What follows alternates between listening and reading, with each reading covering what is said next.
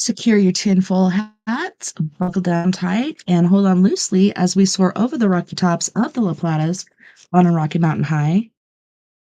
Get sucked into the vortex of the Four Corners and settle down snugly at mile marker 420 in colorful Colorado. It is Sunday, July 2nd, Monday, July 1st for those of you across the pond and beyond. Good morning, good afternoon, and good evening to you, and welcome to We Are Paradox Media's Late Night in the Rockies. I hope all my Canadians out there had a wonderful Canada Day. Here in the United States, we have Independence Day coming up on Tuesday. Super excited about that. Make it Independence Day, Codependence Day. It's my anniversary, so that should be pretty epic. Yeah, I hope you guys have had a pretty awesome weekend so far. I'm your host, TessaTNT, and we are broadcasting live from the Mile High Clubhouse tonight. If you're listening to us live, you may be listening to us on KPNL Radio, which you can find on KPNL Radio at kpnl-db.com.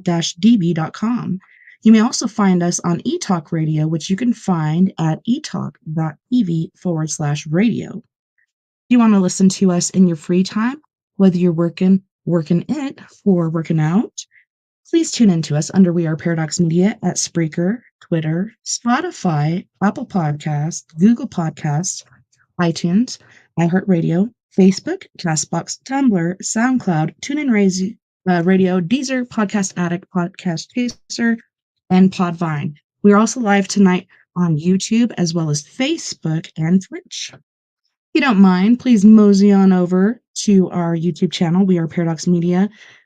Please like any video that you've watched or listened to, and please subscribe if you don't mind, and give that bell a little tickle. That way, next time we have a show come out, you shall be privy to it. So tonight, we have a treat for all my guys and gals out there. So tonight, we have a special guest, one of my favorites, Mr. Stephen B Ubaney, and he's the holder of 4 collegiate degrees and has been inducted into multiple national and international honor societies. He is a Who Murdered Elvis book convalescent graduate of the University of Buffalo with a BA in Communications and Media Theory. Writing as a novice, Mr. Ubaney published numerous op-eds in multiple newspapers. He also authored articles that were published in magazines and trade publications. In 2013, he emerged his love of history with his quest for the truth, and he became the architect of the Who Murdered book series. So since the inception of the series, numerous volumes have been published as he works toward the completion of a 6-volume set. And I believe that's going to be taken down to a 5-volume set, which is scheduled for completion this year. So his research on numerous subjects has made him a frequent guest on television, radio, and podcast programs worldwide, and his knowledge into his subject matter is quite in-depth. Since the publication of the first volume in the series, Who Murdered Elvis, his work has generated a cult following, and it is not uncommon for physical copies of his books to sell for hundreds of dollars on the open market. Mr. Ubaney's family history is a fascinating one. The unsubstantiated work of one ancestral researcher claims that his family can be traced back to the cousin of the Virgin Mother and 2 members of the Knights Templar. That is very intriguing. The work is in progress to validate that claim. What has been substantiated is that he is a direct descendant of Charlemagne, and his 10th grandfather, William Chase, came to America on the Winthrop fleet in 1630. William Chase's son Benjamin married Philippa Sherman, daughter of the Honorable Philip Sherman, who was the first Secretary of Rhode Island. Mr. Ubaney is the 10th great-grandchild of Philip Sherman. Welcome, Stephen, and thanks for coming to hang out with us tonight. Hey, I heard you missed me, so I'm back. I did. I was like, man, it's been a week. Where the heck is that guy? I did the hat trick. This is the 3rd time, I think, right, on your show? Yes. So today we're going to learn a little bit about FDR. Yes, we are. And actually, it's kind of funny how FDR and Elvis kind of collude there, because I believe when Elvis was a boy, FDR was president, and I don't know, he wasn't too good at I don't know, money. He's pretty good at politics, but not really the money aspect of it. He's an interesting figure, and he kind of gets paid. That was a while ago.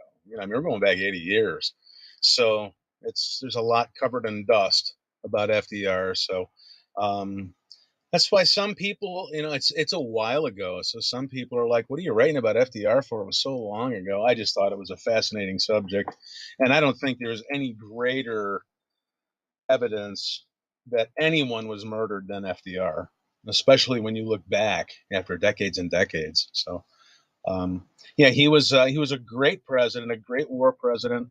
I think he cared about people.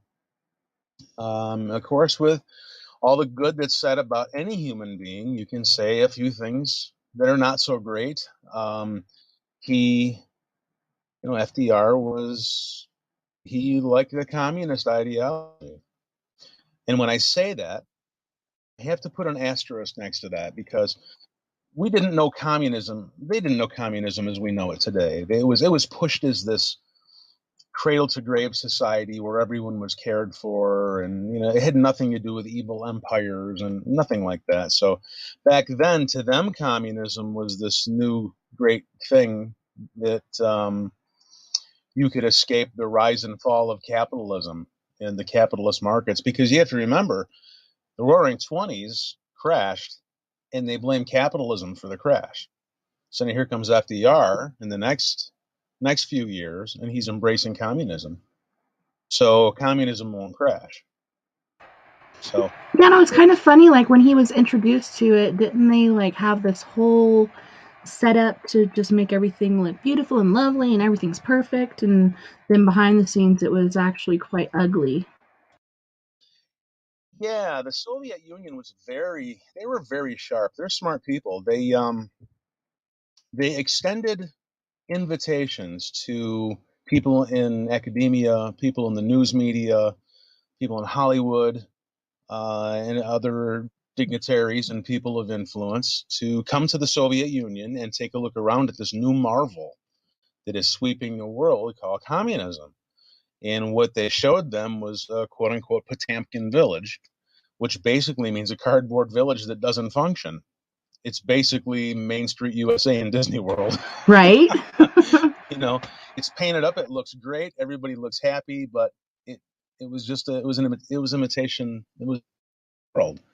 So these people got sent back to the United States with packets from the Soviet Union as to how they could transform their capitalist society into this utopian society of communism. So the CPUSA, Communist Party of the United States of America, who was already formed in this country, and it's still around, believe it or not. If you go to cpusa.org or .com, I can't remember which one it was. They're still around in New York City. That's where their headquarters. Then visit the web page. You'll be surprised what political platform they're supporting. It's amazing. So communism in America had a foothold back when Woodrow Wilson started. Of course, Woodrow Wilson and FDR they chewed the same dirt. We're dealing with old money here. Woodrow Wilson came out of academia, and he made FDR Assistant Secretary of the Navy.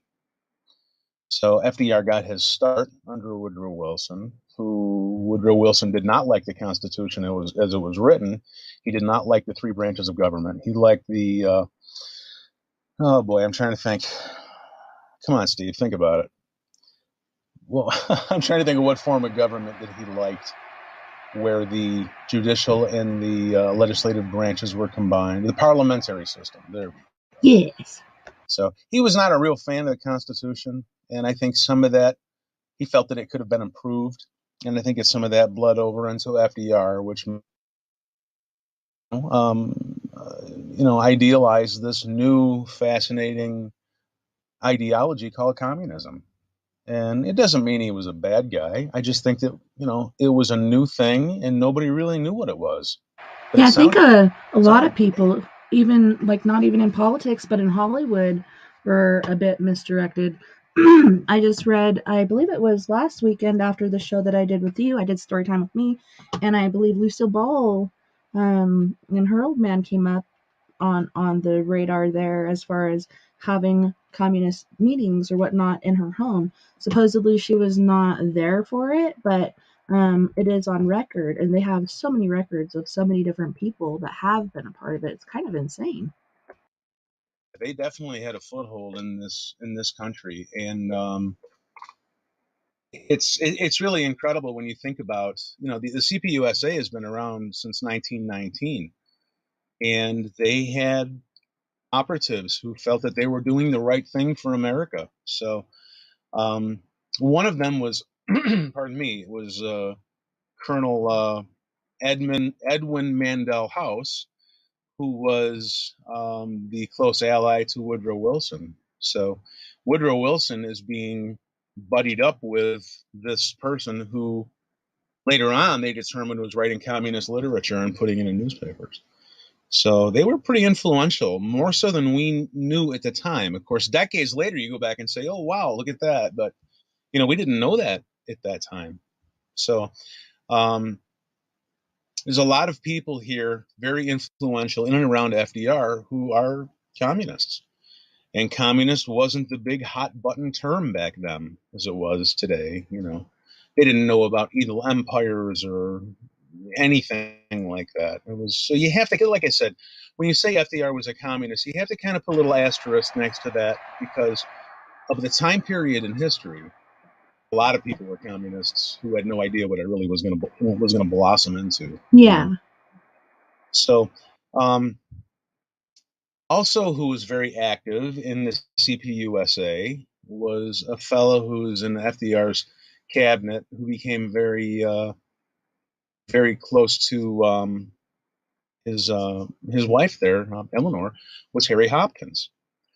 Harry Hopkins was connected with Eleanor Roosevelt through the CPUSA, and he was very fundamental in FDR's inner circle. If you call it cabinet or not, I don't know, but he was the one who did the Lend-Lease program.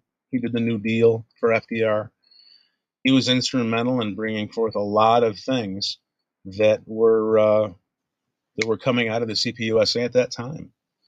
So there were so many communists in and around FDR, and I mean, it was amazing. I mean, everyone from Harry Dexter White to Alger Hiss, they were communists, and they were exposed by Whittaker Chambers and Elizabeth Bentley, who had huge spy rings in the U.S. government, communist spy rings. So you got to understand, back then, they thought they were doing the right thing. So you can't really fault these people. You have to kind of put that little asterisk next to their names, Yeah, So and it's like, they're totally misdirected and they don't really know what it's all about. They think they do because of, like you said, Main Street USA, or this beautiful little thing that they put up to show like how well this works, when in reality it's bad for the community. They're thinking of doing the best for us, and they're thinking this is a good thing by what they've been shown. Like, how are they supposed to know any better until, you really get your feet wet in there? it was a fascinating period in time, very pivotal period in time for America, and Americans don't know much about it anymore. It's a generation past now, and it's important that we learn these lessons. I think that we move on. So I'm a history guy first. I Yeah. don't go around looking for conspiracy. I don't know if the Earth is flat or round. All I care is that I'm on it. All right. I Right? don't. I don't. I don't run around, trying to find these conspiracies. I dig into history, and I do find conspiracies, and I know them when I find them. But that's not where I hang my hat. I like this stuff, the boring stuff, the history stuff. That's what I do. There's. I just wanted to run down a short list of the places in government where communists, we were later told or revealed that they were in power. The Public Welfare Committee, the U.S. Treasury Department. We had communists in the U.S. Treasury Department. Think about that. The Price Administration, the War Production Board, the Labor Advisory Board, the National Labor Relations Board, the State Department. We had communists in the State Department, the Attorney General's office, and lastly, the Agricultural Adjustment Administration. All of these things were either changed by FDR or put into place by FDR. And of course, when Whittaker Chambers and Elizabeth Bentley were caught, they decided to sing a little song, and they blew everybody in. So we were very well surrounded, or infiltrated, or influenced by the communist element in our government during that time. So kind of interesting period in time. Of course, what we're told about in history right now is FDR was, and he was a savior of this, and everybody loved him, and this and that and the other thing. And he helped a lot of people. A lot of people were starving, and he helped them through a bad time in America. He did a lot of good for a lot of people. You can't say he didn't. But it's how he went about some things that infuriated people. Yeah. He There did were produce a people. lot of jobs and everything as far as like rebuilding roads, so on and so forth, but yeah, he wasn't too good at that part of it. He was good at war games and stuff like that, but otherwise Yeah, everybody's just throwing up their hands like what's happening? I think that FDR was the greatest president we ever had in war, because he got a chance to use that cunning side of him. The guy was just so smart. I mean, he was so far ahead of everybody militarily. Thinking in advancement and strategy. He just it was just it was really pretty fantastic. You think about how smart he was, but a lot of people in America hated him. And when I mentioned this in this book, Who Murdered FDR, a lot of people didn't like it, especially people who were not necessarily on the conservative side of life. There were some people who were Democrats and liberals who took exception to it, and I had to explain to them, look, this is a book about who murdered FDR. I have to talk about his enemies. And I had to tell them, look, I don't care how you vote. I don't care if you vote. I'm writing the story about this. I'm revealing information. Sit back, relax, and enjoy the show. Don't take it personally. So some of the people, here's a short list of people who really hated FDR. They were big, big money people. And FDR was taxing industry to the point where he didn't know this, I'm sure, but he was prolonging the Great Depression because they were so heavily taxed they couldn't create jobs. So DuPont Chemicals, George Eastman Kodak, Henry Firestone, Samuel Colgate, Henry Ford, the Frick family with Carnegie Steel, the Heinz family, the Hiltons, the Mellon family, Robert Woodruff, who was the chairman of the board of Coca-Cola. And these are some of the people in America who were the wealthy of the wealthy, who really couldn't stand this guy because he wouldn't let them make any money. The markets were just all tied up. He was really giving them fits of rage. And of course, we don't hear about that in history. We just hear about the other side of how wonderful he was. And he did some great things, but not everything he did was great. Yeah, you can't make everybody happy, and like you're saying, the rich really get offended, even though they're the lower percentage of our population. They really have a strong pool, and when he was in power, they were really hating it. Like they didn't like it whatsoever. I know Churchill tried to get in pretty close with him, but him and Churchill didn't really jive um, due to the whole communist thing. I mean, it's kind of intriguing just to look at the whole thing happen. And it's really a fascinating time in history to look back. All of these people who I mentioned, from DuPont all the way to Robert Woodruff, and this is where the story gets interesting, they had all had their portraits painted by this Russian painter, Elizabeth Shumatov. Her and her husband, Leo, defected from, and she wrote a book, actually. Most of this is in her book.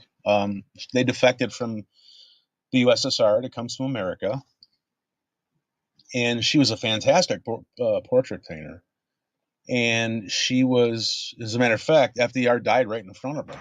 I know that was kind of shady.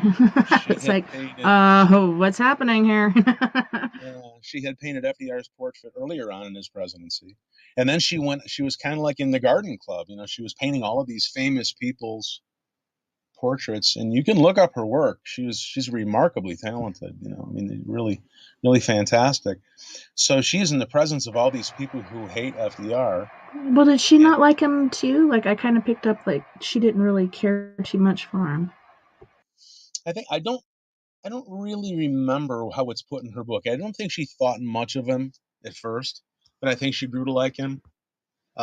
So in her book, I mean, she's an Ivanov. I mean, she comes from some class over there. She was definitely not a commoner. She was a daughter of General Ivanov. So she comes over. Her family was held high office in the government, and according to her book, she came to America with her husband Leo on a mission from the provincial governor. Well, I'm telling you, I just can't get this right. Can I? Let me try that again. Take two. Okay, let's try that again. She came to America with her husband Leo on a mission for the provincial government headed by Alexander Kerensky. And so here, and Leo Shumatov. Now you got to remember, these people barely speak English. They're in a foreign country. She manages to paint her way into the upper crust of our society, and he goes to work for the Sikorsky Aviation Company, and they're bouncing around New York State, and they're always finding other Russians. And so you I have to know kind of they ask. had different cliques and private lines and stuff like that. It was pretty intriguing. People that used to play with the ham radio and stuff used to pick up on certain privy discussions and such. It was pretty interesting. They definitely had an underground that were helping them out.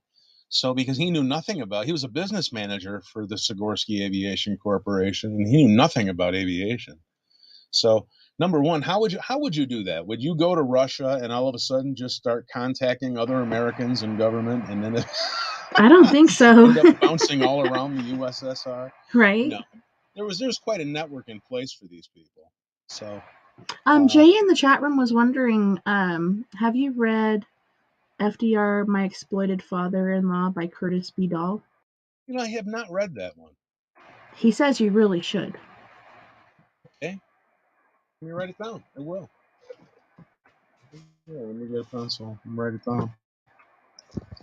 What was it? What was the title of it? FDR, My Exploited Father-in-Law by Curtis B. Dahl. Dall.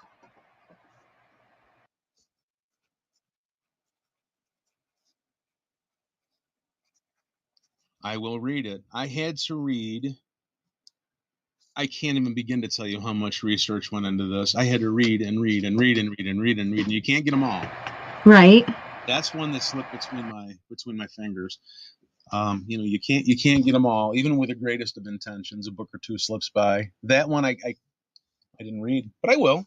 I'll read it. So the plot is thickening here in America. FDR is surrounded by some people who are not fond of him. There were also people in the White House who were not fond of him. He was having FDR's wife, Eleanor Roosevelt. He was having a romantic liaison with her secretary, Oh my and goodness. he Missy LeHand was his personal secretary, and he was also having relations with her, and he was stepping on a lot of toes of I people mean, they, inside. yeah, they say stuff like, if you can't keep it in your pants, keep it in the family. And yes, he married his cousin, so I can kind of relate to the guy. I don't know. It's a lot of people married their cousins. Believe it or not, it was. I know this sounds crazy today, but I mean that was kind of commonplace. Um, if you go back to Princess Diana and Prince Charles, they were cousins. If you remember Gone with the Wind, the Wilkses always marry their cousins. It's crazy, but I mean, there was a time in American history when that was, it was commonplace because they wanted to protect their bloodline. Sounds crazy today. Yeah, But didn't Theodore give him the elbow and a way to keep the bloodline pure there? yeah, that was a that was a bizarre situation. I mean, Eleanor was born a Roosevelt, married a Roosevelt, died a Roosevelt. The woman never had to change her monogram in her entire life. You know, it was uh, it was a very bizarre situation to say the least. But it happened. That's kind of the way it is. So all of this is surrounding FDR, and of course, there's a lot of other things going on. America is in the throes of war. And you had And just brought up, when I so rudely interrupted you, people in the White House that didn't care too much for him. yeah, he was stepping on some toes, and it was really, the plot is really thickening around this guy, and he strangely or conveniently or inconveniently dies in the presence of a Russian spy and her the person who helps her do her painting. There was she traveled with a photographer, and this is the man's name was his nationalization papers were Nicholas Kubakinski. Okay, and then it went from Nicholas Kubakinski to Nicholas Cobbins, and it went from Nicholas Cobbins to Nicholas Robbins.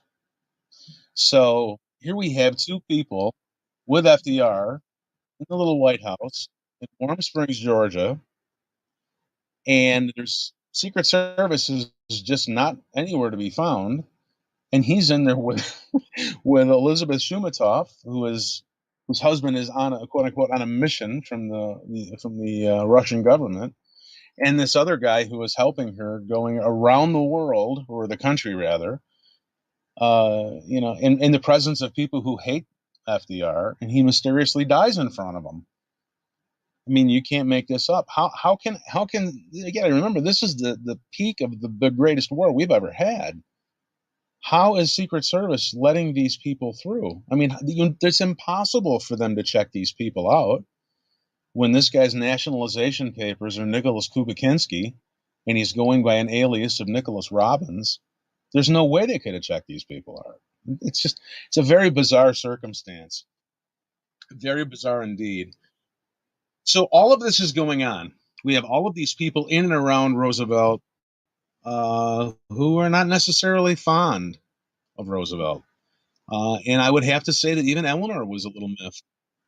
I mean, here she is being the good wife, and she knows that he's having affairs, and it's a bad situation. There's a lot of bad blood in the White House. So, murdering FDR should not be a surprise to anyone because he just got into office, and there was an attempt on his life. And it's well documented. In 1933, a guy named Giuseppe Zangara tried to murder FDR when he was in Miami. He tried to shoot him, and he missed. And he ended up shooting the mayor of Chicago. Oh, no. And I mean, the poor guy was he must have been a hell of a bad shot. He was just standing next to FDR, and this poor guy gets shot. His name was Anton Cermak, and he was shot and killed. And this guy got the electric chair.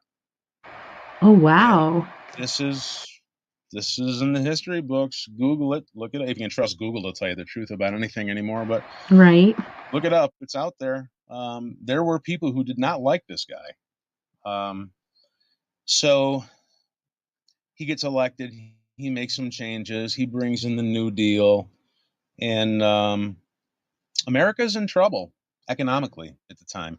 The New Deal is helping people, but it's not.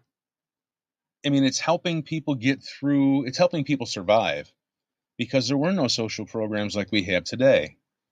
So it did a lot of good for a lot of people, but it wasn't the answer. They tried to push the second New Deal, and it didn't work. Nobody went for it. So that's when packing the court came about. He thought if he packed the court with his people, he'd be able to get the second New Deal in. So FDR knew he had to get us into war for a couple reasons. Everybody thinks that we talk about other people's spies, the Russian spies and the Nazi spies, and they're real. As a matter of fact, there were spy rings in America that were caught, and some of them were executed. Operation Pastorius was a Nazi spy ring, and 8 members of they were all caught, and 8 members, and they were trying to attack civilian targets and heads of state, and they got the electric chair. The Duquesne spy ring, 33 members, another Nazi spy ring. They were all caught. I mean, this is real stuff. But America has spies too. When nobody talks about that. I mean, we're as good as they are, folks. And what was coming back was that the Nazis are pretty smart people, and they had V2 rockets, and they were getting close to finishing their heavy water experiments.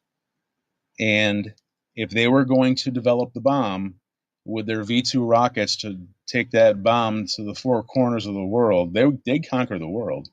And they were really, really close. I mean, I don't think that we know how close they were. FDR knew that he had to get this country into war, and he had to stop that. And he made some of the hardest decisions I think anybody has ever had to make. Pearl Harbor was the catalyst, of course, we know that. And they totally messed that up, man. I was just like, holy crap. I knew it was coming. History Channel put out a document which has now disappeared, surprisingly. Really? 2 documents about this have disappeared, and I wonder why, because I just looked them up. And it's odd that this has disappeared, and I'm actually going to inquire why, because I want to know what history's being erased. Thanks, but the History Channel put out that we'd already broken the Japanese code, and we knew that they were going to attack. So the Japanese were in an interesting position. There's a big global chess match going on. Japan had just ended a war with China, and it was horrible. It was a horrible war. The last thing they wanted to do was go to war with the United States. They are an interesting country. I'm sorry. They have few natural resources, and they're an oil debtor nation. They don't have enough oil to support anything, their industry, their military, anything. And FDR shut off their oil. And it put them in a situation where they had to go island hopping to get oil. So all of this is going on in the Pacific. Forget Hitler, forget the other side of the world. This is going on in the Pacific. And, it's not good. They had broken the Japanese code. They knew what was coming. I don't know if they necessarily knew where it was coming. I think they had an idea, because some of the most important ships were taken out of the harbor that night. Well, and definitely taking over Hawaii. That'd be perfect for them. Yeah, they were definitely Japanese are pretty fantastic people. They're very disciplined. To their cause, and when they wage war, they don't play games. I mean, they're those are tough folks, man. Well, they did a really good job of hitting the ships, but not hitting the compounds and different things like that they would need to use for their own military. They were right on with what they were doing. I hate it because it's our soldiers, but man, they did a pretty epic job with that. Yeah, and this was in the History Channel, and it has gone away now, which is interesting, and I'm kind of curious. This was all put out in the History Channel on their website, and it guess what? It'd be gone. I was looking for it the other day, and I'm going to have to dig into exactly why they pulled that back, because FDR had to let that happen. He had to sell the American people on the war, because he knew what was coming with the V2 rockets. There's no way that he could let them get nuclear weaponry. We'd all be speaking German right now. So we had our own little spy network who was bleeding information back, saying, "Hey, look, we need to get into this. We get into this now." So he had a gut wrenching decision to make. He had to let the attack happen to get the American people involved and sell them on the idea of going to war. And it was a tough time. I mean, you think about the sleepless night that were the nights, sleepless nights that would happen when you're waiting for someone to make that happen. But tell that to the 5 million mothers of the soldiers that would be killed if they actually got a nuclear weapon. Right. And Jason in the chat room saying the warning on Pearl Harbor attack came to commercial Western Union wire that is in the book that he was telling us about earlier. And he also said earlier that you're really going to love that book when you read it. But he was saying that they knew about the attack about 15 hours ahead of time, and FDR let it happen. I don't know. I think there was some confusion there, like, no way is this happening, and whatever. Like, they were prepared, but at the same time, not really taking it seriously. They needed to let something happen. They needed to get into the war big time. Yeah, exactly. So they needed to get into the Lend-Lease program, which they did, because we needed to get this country moving economically. And of course, a war will do that, and helping your allies will do that with military weaponry as well. So all of this is going on at the same time. We have these people who are around FDR who are not necessarily happy with FDR. It's a very interesting time in America. America is getting its mettle tested on the world stage, probably for the first time at this level. I mean, the Nazis were very, very interesting people. They had a jump on us militarily. Hitler was pretty shrewd. He, under the cover of other buildings like elementary schools and high schools and this and that, he was building factories and manufacturing airplanes and things like this, and no one knew what was going on. This was all a hidden military tiger that he was building, to the surprise of the entire world. And when he went to mobilize, people were shocked as to how he took this country from the grips of depression all the way to almost global domination. I mean, they were pretty advanced, and they had a lot of military might. So we had to really, what saved us was the mass production that America could do. The soldiers were off to war, and their wives are making planes. And the same thing was happening in England. There's an interview in the book with myself and my aunt, who was building Spitfires in Britain. And there's an interview with her and a story that she told about the strafing run that almost it wiped out the factory she was building Spitfires in, and almost killed all of them. I mean, they bombed Britain incredibly, night after night after night, trying to get these people to surrender, and Britain just was not having it. Pretty tough people. So all of this is going on at the exact same time. We're trying to go to war. The economy's a mess, and enemies are mounting around FDR. So there's a lot going on, a lot of moving parts to this book, and it was tough because I had to rely on some information that is uncomfortable. Sometimes I don't necessarily like some of the things that I run across, but it's part of factual history, so I have to put it in. Right. It can make you uncomfortable sometimes. I know you actually got into a few libraries there, and we're able to read a lot of stuff a lot of us aren't able to go and read ourselves. So I'm grateful that you were able to do that and to put this information into your book. I mean, I don't know. It's pretty mind-blowing. I'm glad I did it. I wouldn't do it again. I had to go to, of course, I live in New York. I live in Western New York, around the Buffalo area, and I had to make the drive to Hyde Park, which is where, of course, FDR's mansion and now library is the National Archives for his presidency. And I just basically lived there for a few days.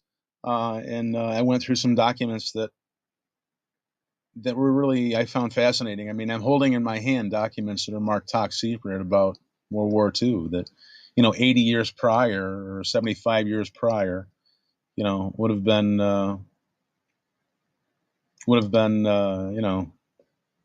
the top of top secret. I mean, only generals and things are getting these memos and so forth. So it was very interesting. If you have a chance to go to Hyde Park, New York, I would highly suggest it.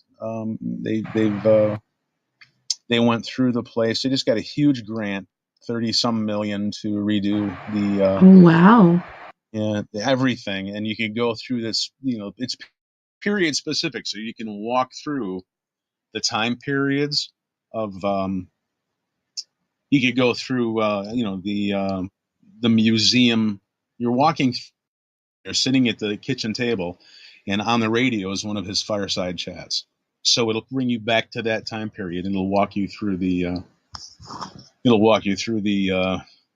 the authentic time period of what it would be like. So I found it was fascinating. But so FDR is starting to. He goes to the Tehran conference, of course, and he's they're trying to hash things out. They didn't trust him and Churchill. They were together in this thing, I think, very, very early on, if not from day one. And Churchill needed this is where the Lend-Lease came in. Churchill needed the resources that we had to, food, oil, and other materials that, that we had to make this work. We were doing the Lend-Lease program to China and the Soviet Union and other allied nations, and they were building planes and warships and all kinds of other weaponry. And without that, none of the allies could have withstood what Hitler was bringing to them. So all of this is going on, and they go to the Tehran conference from end of November to early December 1943, and here's where his health starts getting crazy.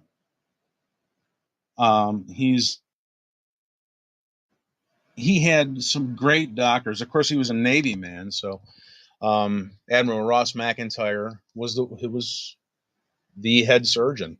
He was the vice admiral surgeon general of the Navy, and he was his doctor from 1932 all the way up until his death in 1945. And he ended up writing the book in 1946, The White House Physician. So he was the head doctor. He also had Lieutenant Commander of the Navy, Dr. Harold Bruin. And these guys were really in charge of the president, administering his medicines and taking care of him health-wise. But there's some interesting things going on that make no sense to these people. FDR's blood pressure is going out of control, usually after meal times. He would have, it would be a normal blood pressure, or what would be considered close to normal. And then it would go crazy, 310 over 190, and it would spiral out of control, and the guy would pass out. And a time would pass. They'd administer drugs and this and that and the other thing, and nothing was working. And then after a time, it would come back to normal, 3-4 hours later or whatever it was, and they just couldn't figure out what was going on. They're like, why is this guy's body not responding to anything we're giving to it? It doesn't make any sense. And other authors have tried to solve this too. There's a couple doctors who wrote a book saying that FDR had cancer because they saw a spot over one of his eyebrows, a little mole that was changing and this and that, and they thought that he had cancer and it was going into his brain and it was affecting his body and this and that. And I really dug into this, and I asked a few other doctors, including a medical examiner, and we all kind of concluded the same thing, that people who have cancer don't really go in this bipolar health schism. they tend to just gradually get weaker and weaker, and it's a long, involved process, and they just kind of fade away and die. They don't have this violent, back and forth from, death's door to regular health. And so we had to kind of dismiss that away when we were figuring this out. And we have to talk about, I have to put an asterisk here next to FDR's health. FDR his whole life was a pretty healthy physical specimen of a guy.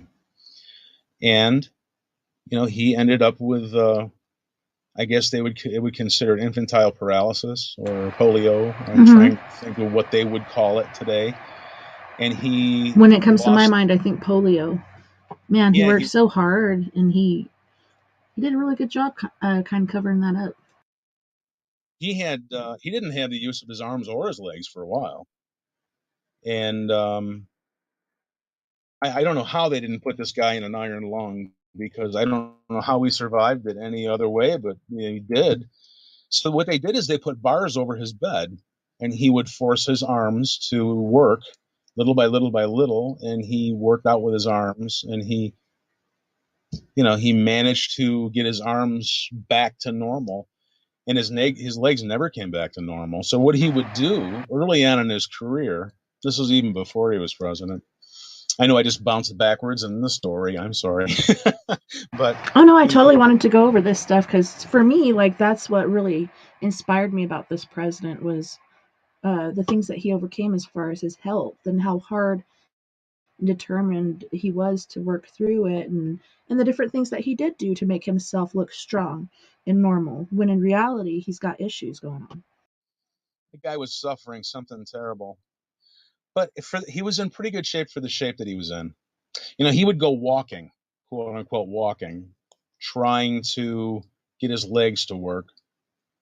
And walking to him was putting his legs in 15-pound shackles, and using his arms with crutches and basically dragging his legs behind him. And he did this every day in an attempt to try and get his legs to function again, that's a lot of raw courage. That's a courageous man there. And of course, he did not fight the good fight, but he certainly fought the fight. So you have to admire the guy for that. So when we talk about all these health problems that he was having later on, after he got to the point where he accepted the fact that his legs were no longer going to work for him, he used some braces, and with the use of hanging on to somebody with one arm and using a crutch with the other arm, he could actually give the appearance of taking a couple steps. And of course, the media was very, very fond of him, so they never showed anything unflattering of him, or anything that would put him into bad light, that he was crippled or anything like that. Because back then, they thought that if you were physically impaired, you had to be mentally impaired too. And of course, today we know that's not true. Yeah, it's pretty shallow. It was just a different time. So yeah, he was in pretty good shape for the shape that he was in. He was very strong with his upper body. His legs were atrophied, and they wouldn't have held him up anyway. The muscles were shot; they were gone. And there's a couple photos now have leaked out where he was at Warm Springs, Georgia, and you can see this guy's legs look like little kids' legs. Aww. It's really kind of sad. It really is. So, I mean, the use of his legs aside, when he became president, he enjoyed pretty decent health. They'd check his vitals and they'd make sure he was doing okay, and he was eating well, and he enjoyed fairly his food good sucked. Yeah. Poor guy.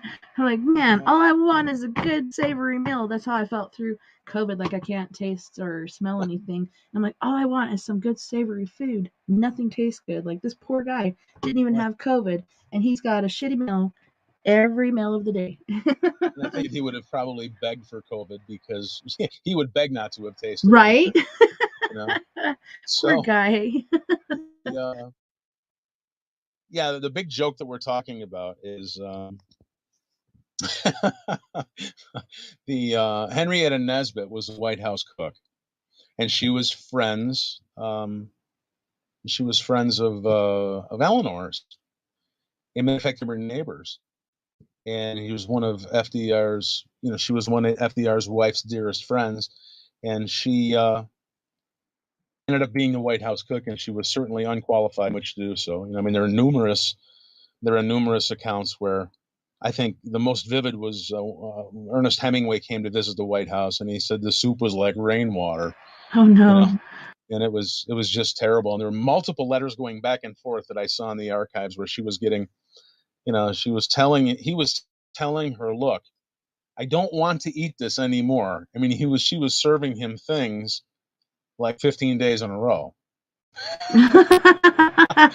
And it was terrible to boot. So they had this little thing going on, and I laughed out loud. I'm in the archives, and I'm going through these letters, and I just had to laugh. I mean, it was his writing in his stationery, and he's chewing out the White House cook. What a waste of it! What an ill use of the president's time. Your So food is very this, important for your health and mentally and physically. I don't know. so um, fast forward back to the Tehran conference. Okay, up to this point, FDR's been pretty virile. Can't use his legs, but he's a pretty healthy specimen of a guy. Has some super strong arms because that's what he's using to pull himself around with. So his body starts doing things that no one can understand what's going on. And this is when his doctors start going, uh-oh, we might have a problem here. So they started to notice a couple things, that he started to be sick after mealtime, lunchtime, dinner time, snack time, whatever. His body was not responding to medicines anymore. And they started to realize, there's something going on here that we don't really know about. So they put their heads together, and what they decided to do was get another opinion. So they took his health just became so terrible. If you look at the Tehran conference in 1943 and you look at what he looked like there, and the pictures are in my book, and you know what? I'll tell you how to get the book. Sorry, bad on me. It's This book is an ebook and audiobook all the way around the world. It's Who Murdered FDR. You can pick it up there. If you want an autographed copy and you're in the US, you can go to my website, whomurderedbooks.com, and I'll send you an autographed copy. It's also in Kindle. I don't believe I have that one on Amazon. I don't believe that one is in print on Amazon, but it's on Amazon in every other way. So that's how you get the book. So they decide that they're going to, oh, wow, we've got to get somebody else involved here because this guy, we're kind of stumped. We don't know what's going on. So the big hotshot doctor of the day was Dr. Frank Leahy in Boston, who later he founded the Leahy Clinic, which is still in existence. And they released on the History Channel on April 12th, 2011, something else that the History Channel pulled off. This is And insane to me. I don't know why. I looked for it the other day, and guess what? It's just not there anymore. And like you said, it's so far back in history. Why does it even matter anymore? Why are they pulling this stuff? It's like they're still trying to keep us blind. I wish I knew, but I mean, the letter is in my book, and it's from his foundation. It was a secret letter outlining what he found. He examined the president, and he found, oh boy, we've got a problem here.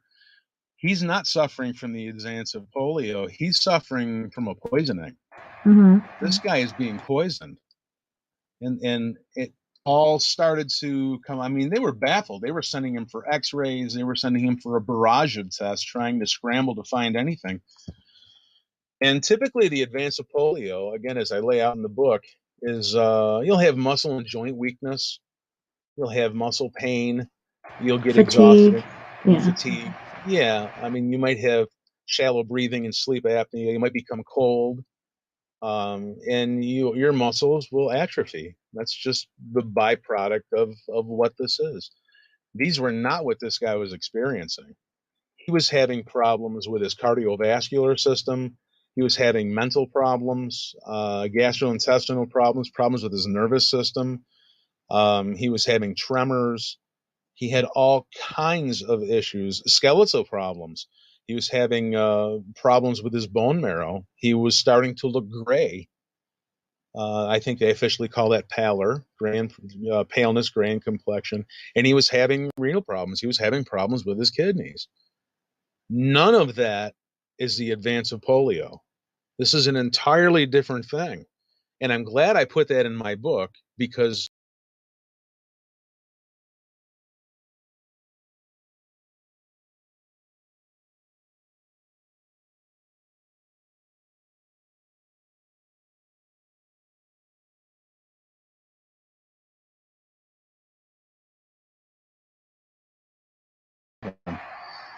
I was using it,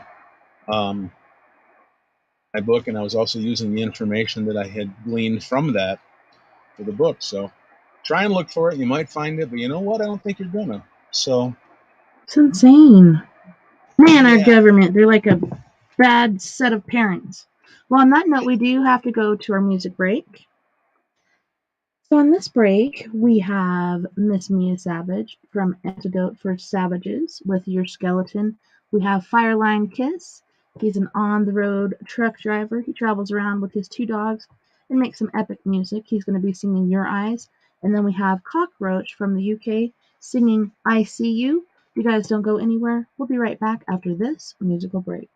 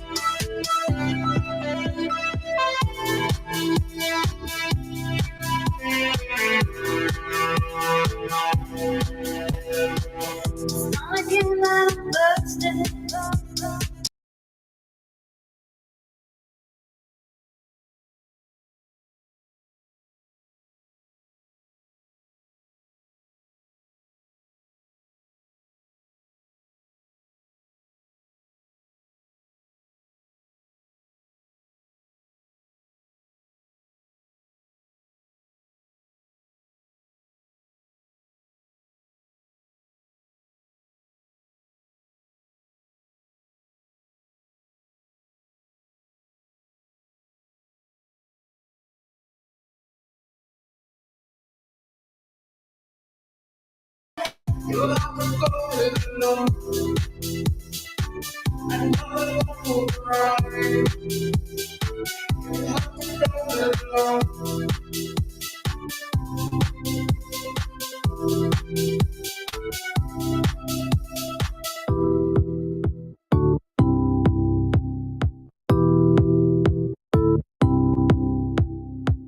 Your eyes.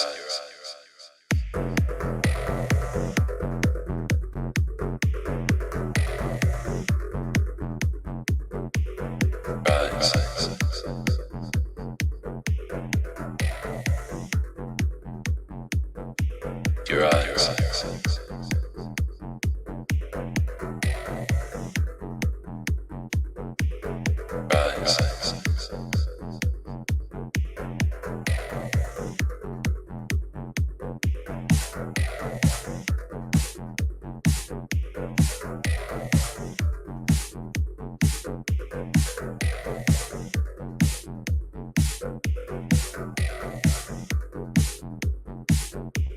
Your eyes.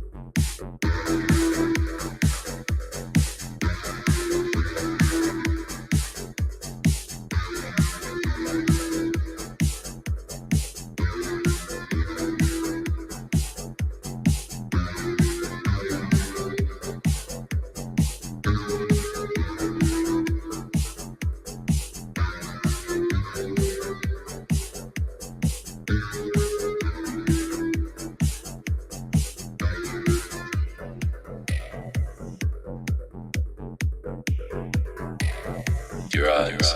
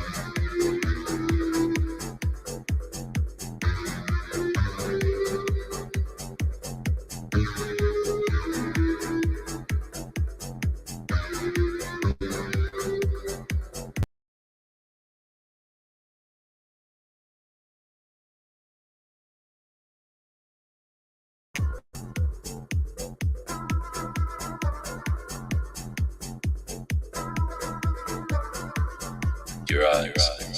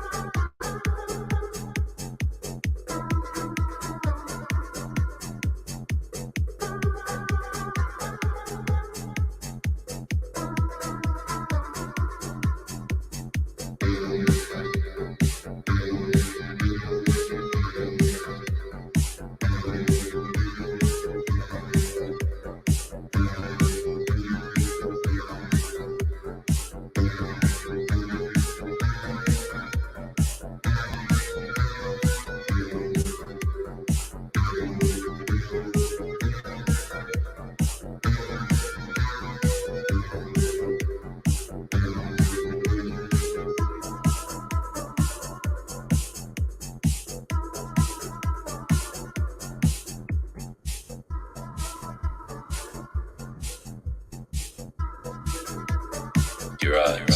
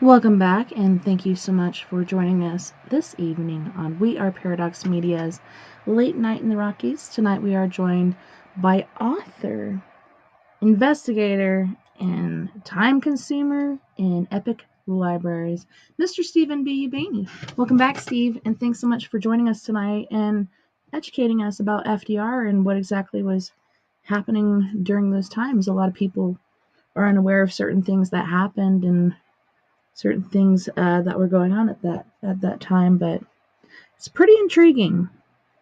I think that almost everybody was he had no clue as to what was going on. You had a media who was very cooperative to FDR, whereas that's different.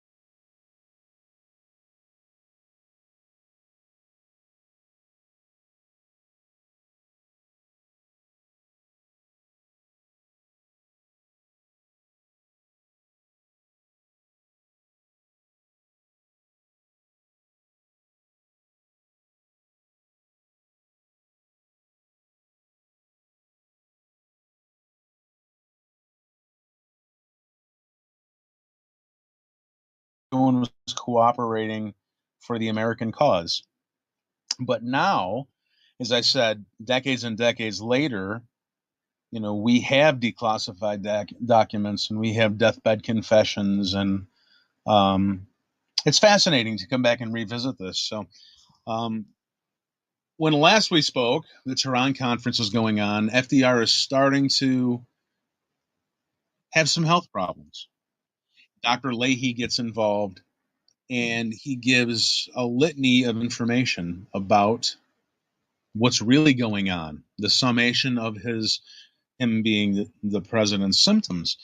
And it was very interesting. Numerous times from 1943, from the Tehran conference to 1945, which was in the Yalta conference, FDR found himself in similar situations where he would be experiencing this after meal times. So, doing my research, I stumbled across something that I almost fell over backwards when I read this. I mean, every now and then you get lucky, and boy, I got lucky with this piece of research. I was reading one of FDR's favorite cousins' published diary. She published it 50 years after his death, and her name was Daisy Suckley. And the diary is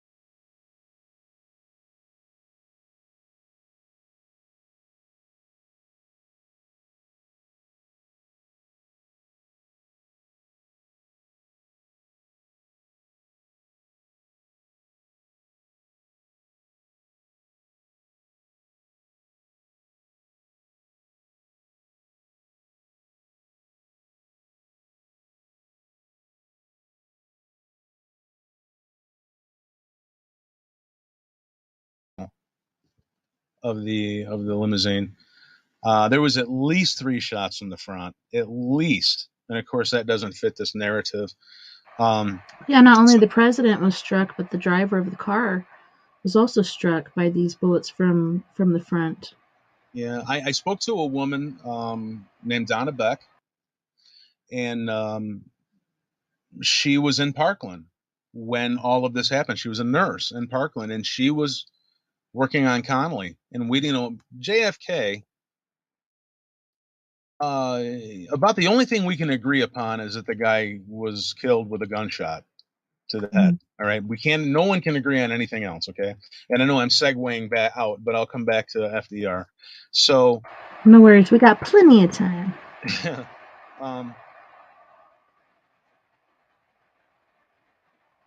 Oh boy, how do I say this without saying something that I will regret? Because this will go out to somebody and say, oh no. So I'll just say about the only thing that we can agree upon is that the guy was shot in the head. Because he was shot in the head and he was the president, it overshadows how badly Connally was shot. Connally almost died too. This nurse told me he was not only shot from behind, Connally was shot in the front, to the point where when he would cough, blood would bubble out of him. Oh my gosh. He was really, really wounded. And Connally, I don't know how he survived it, but I was fascinated when I stumbled. I'm not going to tell you how I stumbled across her, and she was kind enough to give me that interview. So this is what I was going to write about the shots from the front, and there definitely were shots from the front. So that's what I was going to write about, but you know what? Not doing it. So my book went from 6. My book went from 6 to 5. I don't need to get in the middle of all of this pushing and shoving match, and I just,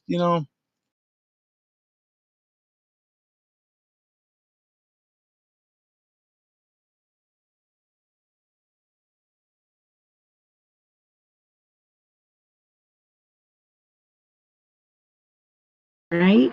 Because you're doing the right thing. But I know that there were. I think that you can take the Warren Commission report right out of the historical side of the library and put it right next to Grimm's fairy tales. And those are pretty gnarly. It was. I don't think that they could have possibly lied anymore in anything. So I'll move on from that.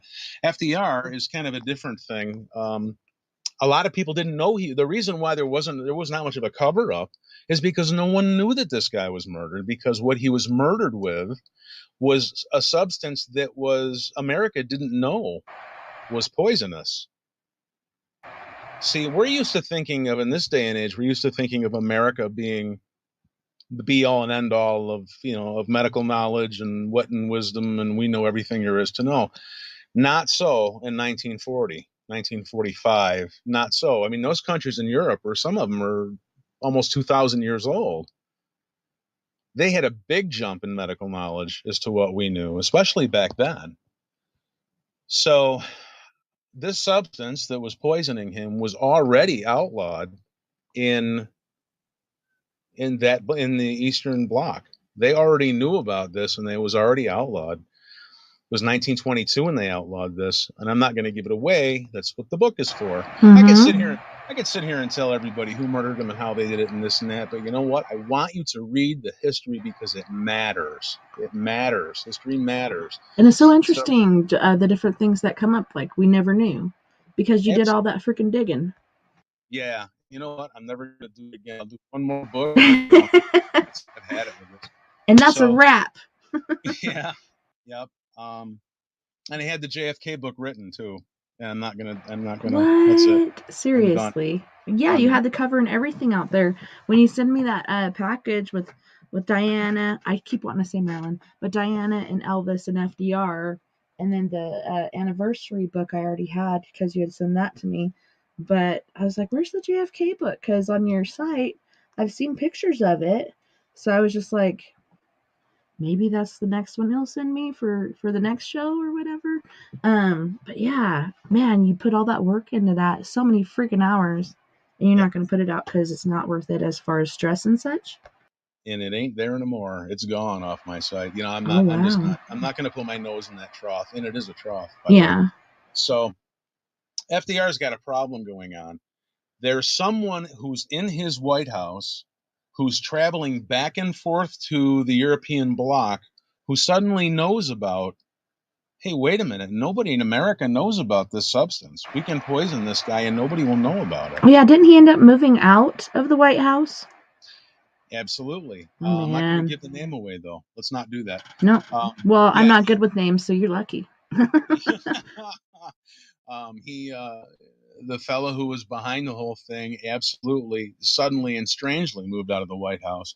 But we'll save that for the book. So if you look at the Tehran conference in 1943, the end of November, and you look at the Yalta conference in early February of 45, there's only 27.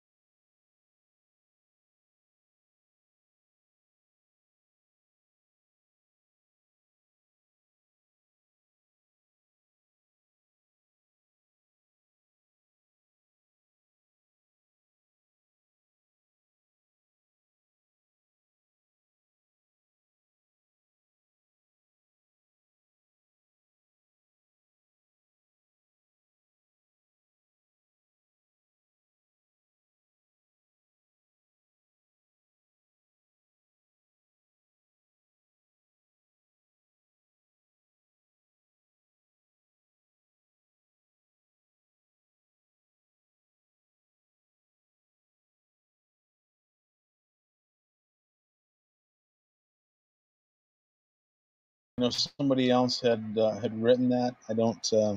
I know. I read it somewhere, and it was around the time I read your book. But that was the thing that really struck me strange.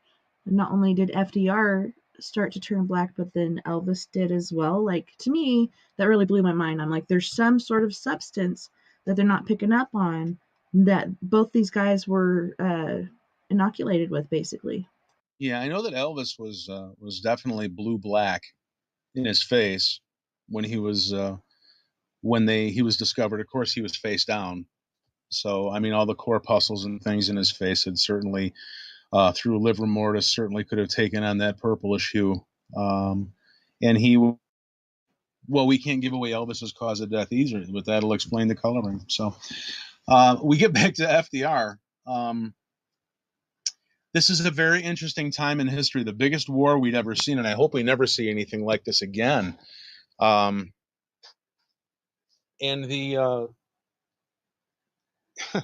these opposition leaders are trying to knock each other off like crazy. Hitler had at least 42 attempts on his life from 1933 until 1944. Didn't he have like a body double going around because of this? He did. He had more than one body double. As a matter of fact, one was a woman. Believe it or not, wow. One was a woman, and she must have been a handsome lady. I'll tell you that. So, one of them right from inside his group, Erwin Rommel, was an infantry. He was an infantry genius. William Rommel, the Desert Fox. He had a coup to assassinate Hitler from within, and it was discovered. And he was taken from his house, and they made him take a cyanide capsule, July 20th, 1944. Wow. So there's all of these people are undergoing these. They're trying to take the leaders out. They're all undergoing these assassination attempts. What happened to Churchill was probably Churchill survived dozens of attempts. I know, and that guy is so freaking slow. How the heck? How is he still walking around? I'm like, there's a Tweedle right there. His name is Churchill. We're going to take him out. He's like, no, you're not. Smart dude. Another one of my cousins, Winston Churchill. Good old Winnie. Oh, Winnie. He was pretty sharp. And there was some, the Brits are pretty good with intel. MI5 and MI6 are just about the best in the world, and they were pretty good back then. So the Germans were smart. There are real 007s in this world, folks. I mean, it just doesn't exist in Hollywood. We have them, other countries have them, and these people they're in deep cover. This is what they do. They are out there to dig up stuff. So what the Germans did, they had somehow infiltrated Churchill's group, and they did a little uh, information on him, and they realized that there's two things this guy liked. One of them was dark chocolate. Winston Churchill liked his dark Oh, chocolate. yes. So what they did was they made a bomb and disguised it as a chocolate bomb. Oh, yes. I remember reading or seeing that somewhere. Holy shnikes. And this is right out of Maxwell Smart. You can't make this crap up. You just can't, Yeah, I would have been dead. The Nazis are a lot of things. The German people are a lot of things, but stupid is not among them. These are pretty smart, pretty clever folks, and they were working overtime. Um, but MI5 caught it, and it almost worked. What was supposed to happen was they made this chocolate bar, and they dressed it up, make it look fantastic with gold trim and gold leafing. And what was supposed to happen, it was supposed to go in Churchill's chambers. He was supposed to peel off the wrapper, and that was going to ignite the bomb, and it was going to blow his head off. And you know what? It almost worked. These people are really trying overtime to knock each other off. In the case of FDR, was that one was successful. Um, Stalin later on, 1953, Stalin was poisoned by Beria, who was a member of the Politburo. Well, I And guess what goes around comes around, huh, Stalin?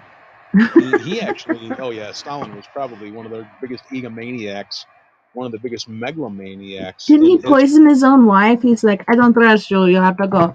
Now I'm going to poison you, okay? He was just unbelievable. He poisoned, yeah, his first wife and his second wife, actually. Oh my God. Yeah, Don't marry that guy, okay? 1907. I mean, they were only married for 18 months, and Stalin had her killed, and he destroyed all of her medical records. Oh my Um, gosh. You no longer exist. he was something. His second wife started questioning what he was doing, and she disappeared. He had her killed.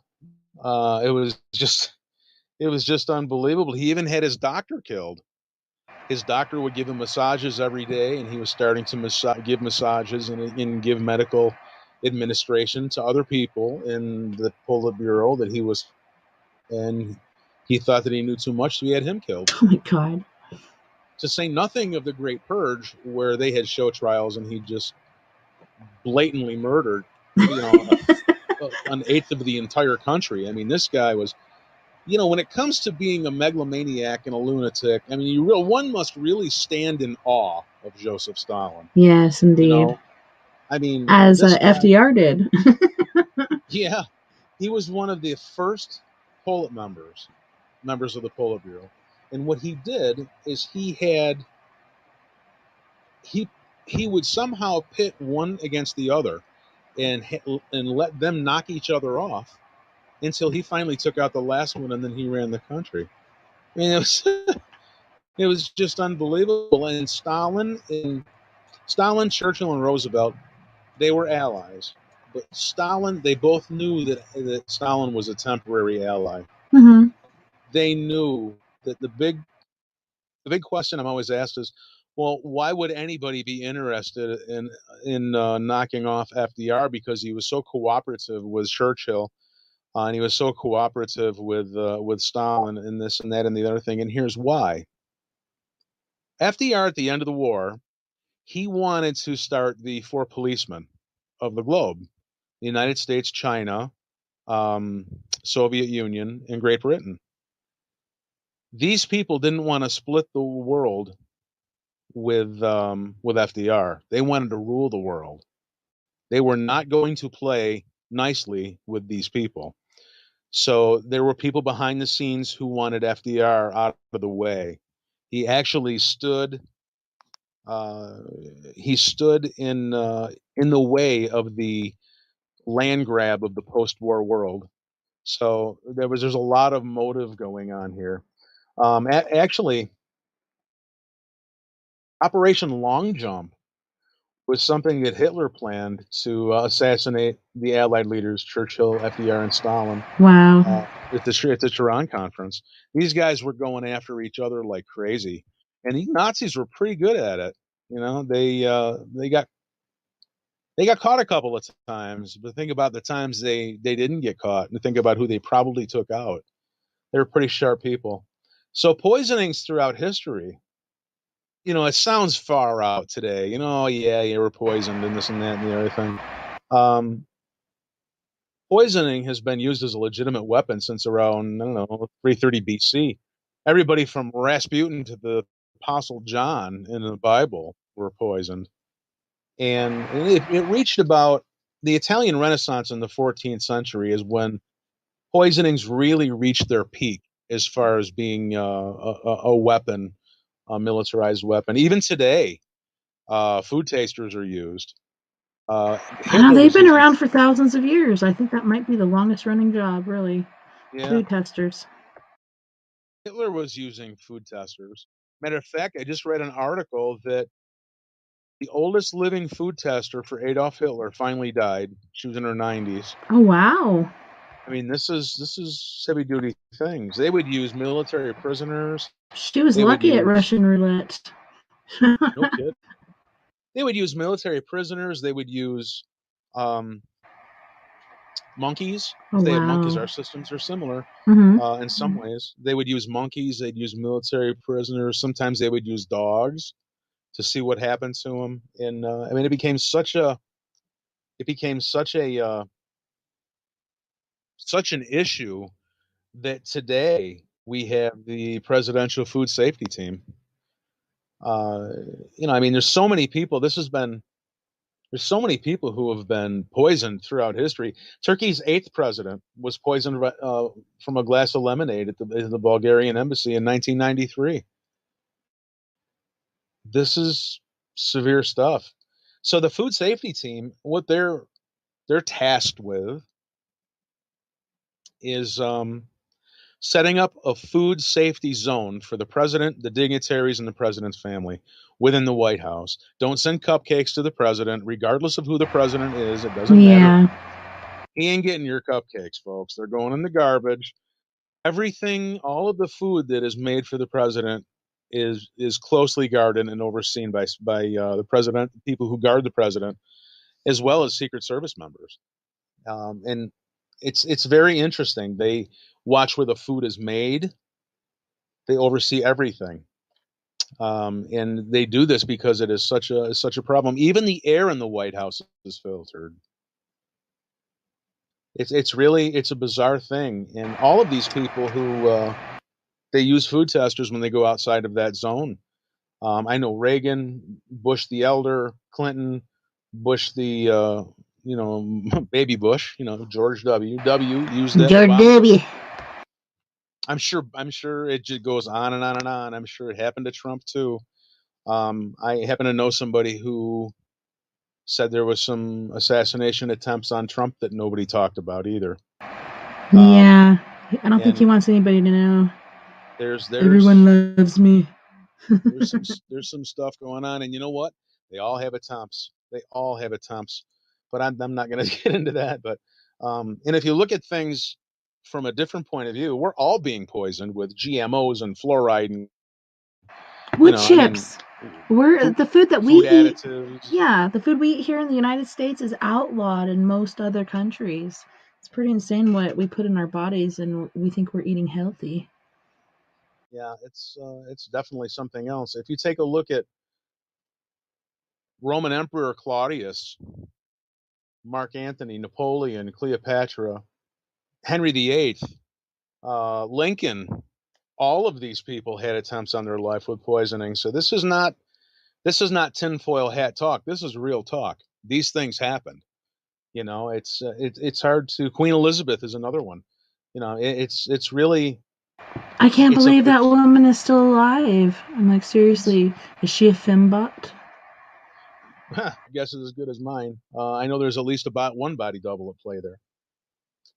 So we come back to the cause of death. Okay, the cause of death with FDR is cerebral hemorrhage. True, true. That's not made up. That's true. But it was not brought on by something that was of natural causes. It Rat was brought poisoning can on. cause cerebral hemorrhages. Like there's so many different things that can cause your vessels to leak. Yeah, it was caused by a poisoning. And one of the poisonings, and this is not what happened to FDR, but one of the poisonings, substances they were using to kill people, was warfarin. Warfarin was the big new drug of the day, and it was they were putting it in people's drinks, and their brains were bleeding out. I think I That's remember seeing that in my granny's medicine cabinet. I know I've seen warfarin before. Yeah, and it's heavy duty stuff. That's what Beria killed Stalin with, was warfarin. Um, and it's they really. I'm glad they've got a handle on this, and it's tightly controlled, and it needs to be, because I mean they wiped out a lot of people with it. It ended up in rat poisoning, and then of course warfarin was a blood thinner that it's highly controlled, in the medical community right now. So when I do this stuff and I talk about medicine, I have 4 or 5 people that I know who are doctors, one who's a medical examiner, and I will present them with information, and I'll ask them, "Am I right in assuming this?" I really have to get other professionals involved in this, because I want to do the best work that I possibly can, and I'd be lying if I said that, I knew everything there is to know. Um, I like to think of what I do as art, even though it might be finger painting, but I have to do the best art that I can do. So I have to get some other professionals involved. So if you look at FDR from 1943 to 1945 at the 2 conferences, totally different guy. 45, this guy It really, is insane, the difference.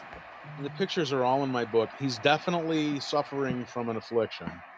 How this guy's alive, I'm sure I have no idea. And all of a sudden, everyone around him is dying of a cerebral hemorrhage. General Paul Watson, one of FDR's closest generals, guess what? Dies coming back from the Alta conference of a cerebral hemorrhage. As a matter of fact, at the Alta conference, they were enjoying a steak and potato dinner. All of the allies and all of their people, their closely guarded heads of state, were all at this dinner.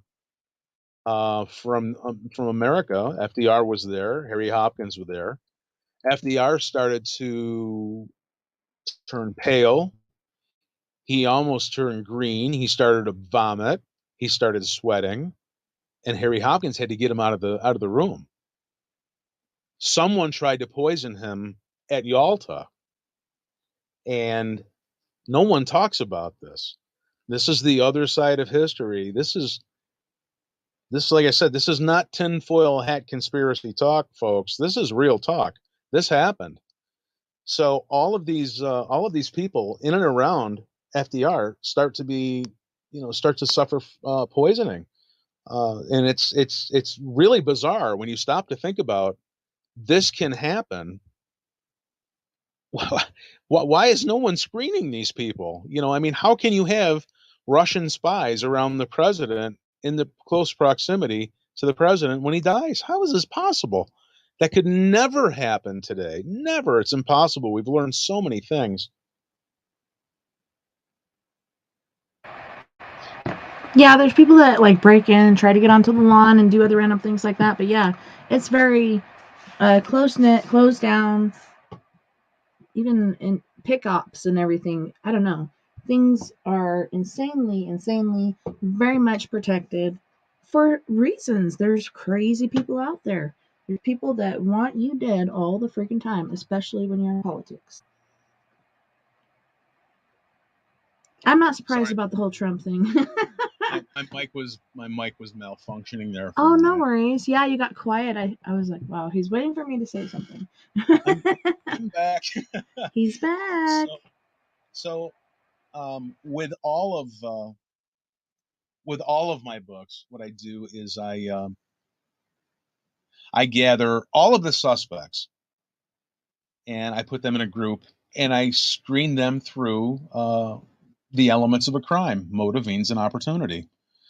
Who was around this person? Who had the motive to do this? Who had the opportunity to do this? There are people who might want to kill people in power who don't have the opportunity to do it. I might want to knock off somebody in Yugoslavia, but I don't have the means in which to do so.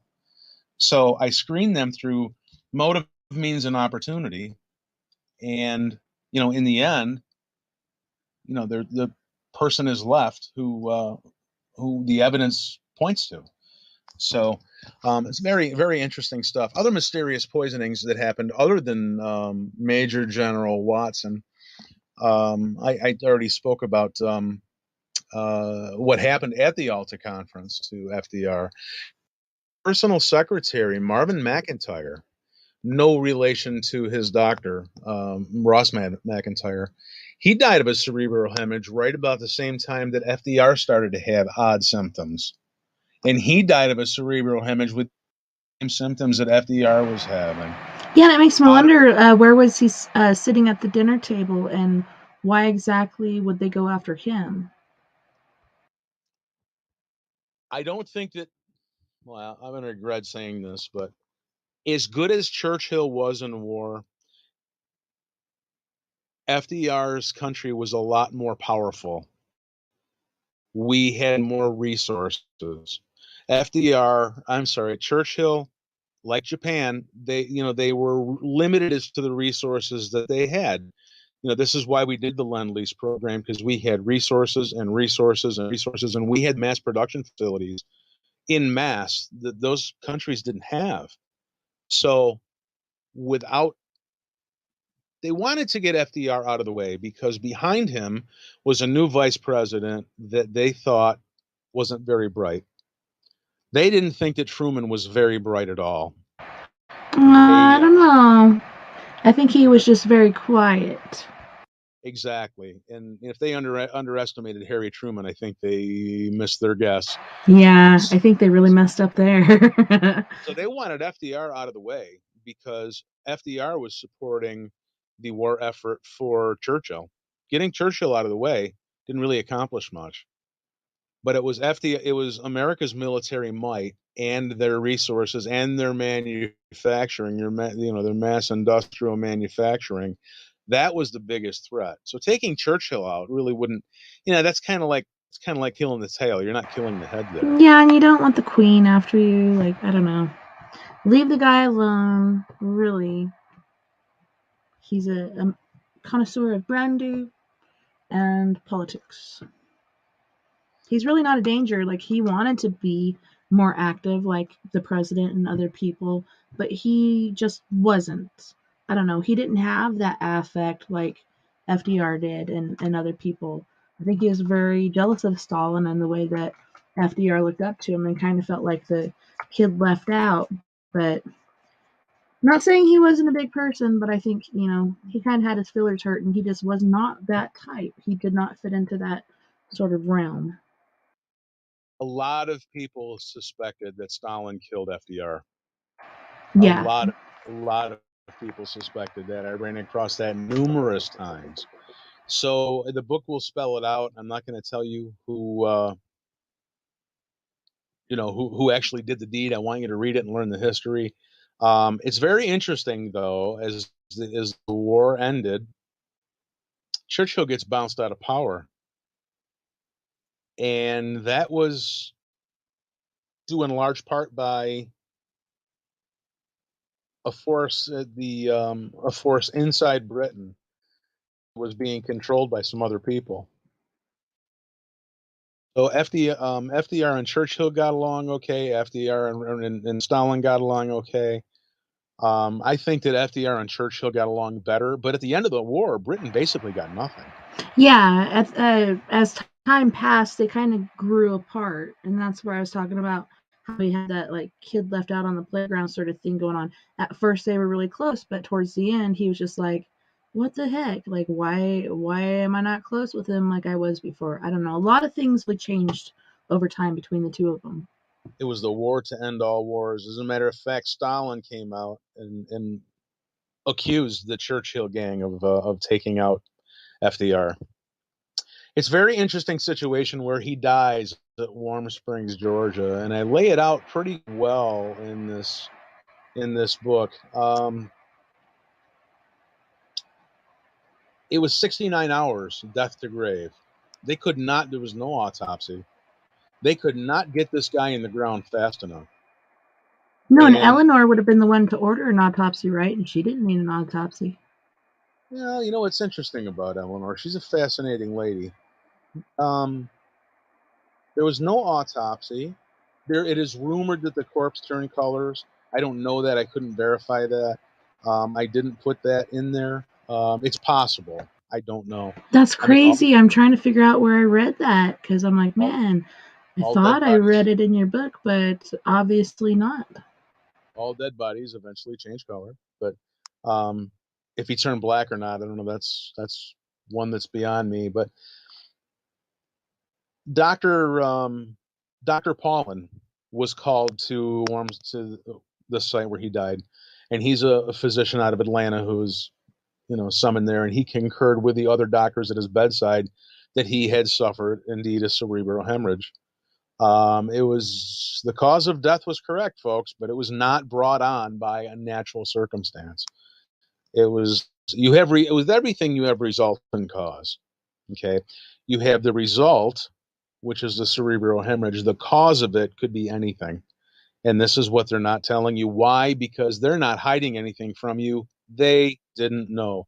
History actually revealed what happened years and years later. So, it's interesting thing. No autopsy, nothing. They get this guy in the ground, and you would think. I mean, look at how they paraded Lincoln's body around the country. Right? That was insane. I mean, they put him on trains and wagons and everything, and everybody got to look at this guy. That to me is so disrespectful and detrimental, but that was entertainment. That was the way things were back in those days.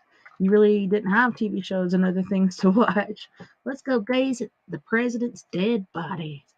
It's crazy stuff. So, here we are, FDR, who, he'd done so many fireside chats and he had guided America through so many things that people responded like it was a death in the family. I mean, the country really, really was grieving.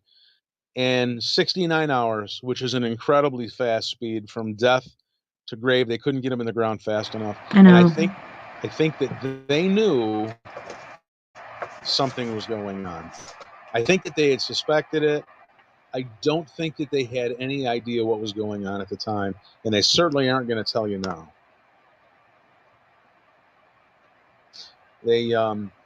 I had raised on one show, and people flipped out. I said, "Why don't we just exhume Elvis and FDR and get it over with?" Right? Why not? And people went crazy. It was I've never had such a response. It would answer so many unanswered questions. It would quell so many conspiracy theories, whatever the heck you want to call it. These different theories that are going around, and especially the fact that Elvis is out and about and on an island with all these other stars that have faked their own deaths. I mean, this would quell so many questions, including what exactly killed this person. Well, Elvis's casket was very interesting. It was the same casket as his mother's. And with one exception, it had hidden compartments in it. And those compartments were, there were things put in those compartments with the expectation that at some point the body would be exhumed and they would need to see those things. Oh, a time capsule. Very interesting. So it looked like Gladys's casket, but it really wasn't exactly the same. Was Vernon the one that did all that, or who did that? Yeah. Oh yeah, yep. Vernon knew immediately with everything that was going on behind the scenes with Elvis and the FBI, and he got squashed between the mob and the FBI, and Vernon knew immediately who killed him. Yeah, they. Yep, absolutely. Not one person, but they. Just like, yeah, they, exactly. And that's a very telling statement that came right out of his mouth when he found his son. They killed the boy. What's interesting about parallel between FDR's murder and Elvis's murder, the aggrieved party, Both of them did a similar thing. Vernon Presley, Elvis Presley's father, hired 2 private investigators to find the murderer and to investigate what really happened. 12 years after FDR dies, 1945. He dies in 45. 1957, Eleanor Roosevelt is so fed up with hearing he was murdered, he was murdered, he was murdered. She hires a private investigator. Yeah, but by that time, it was kind of too late, wasn't it? Well, what happened was the private investigator starts getting the runaround within the annals of the American government. Like a year and a half worth of runaround. And finally, someone had to tell him and break the news. The FDR's medical records are gone. They were held at Bethesda. They were in a locked cabinet in Bethesda, and they're gone. Someone stole them. We have nothing to give you. Bethesda is an interesting thing where all kinds of things turn up missing, including JFK's brain, which has never been recovered. It's a magical black hole. Yeah, it's magical things happen at Bethesda that don't happen anywhere else. So Eleanor she was furious. On that note, let's pause there. Eleanor was furious. We do have to go to our second music break. I just looked at the clock and I'm like, holy shnikes. We're almost at the top of the hour. So, yeah, please pause there and we'll continue this next coming hour right after the break. This break is going to be 16 minutes long. We have Cockroach from the UK with We Play House. We have Fireline Kiss with Your Eyes. And then we have Miss Mia Savage with Not a Phase. You guys don't go anywhere. We'll be right back after this musical break.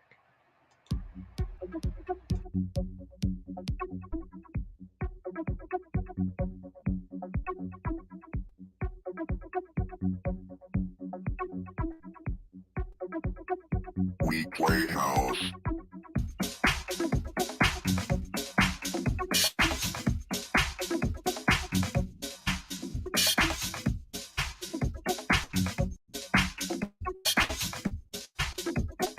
We Play House.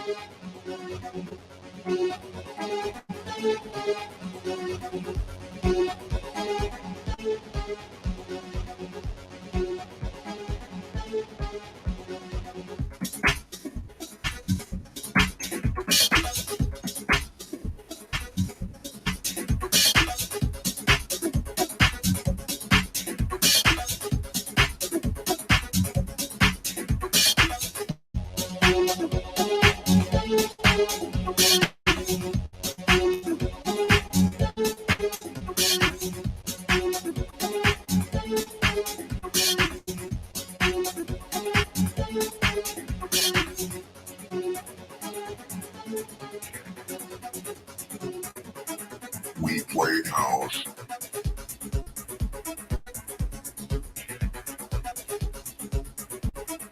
We Play House.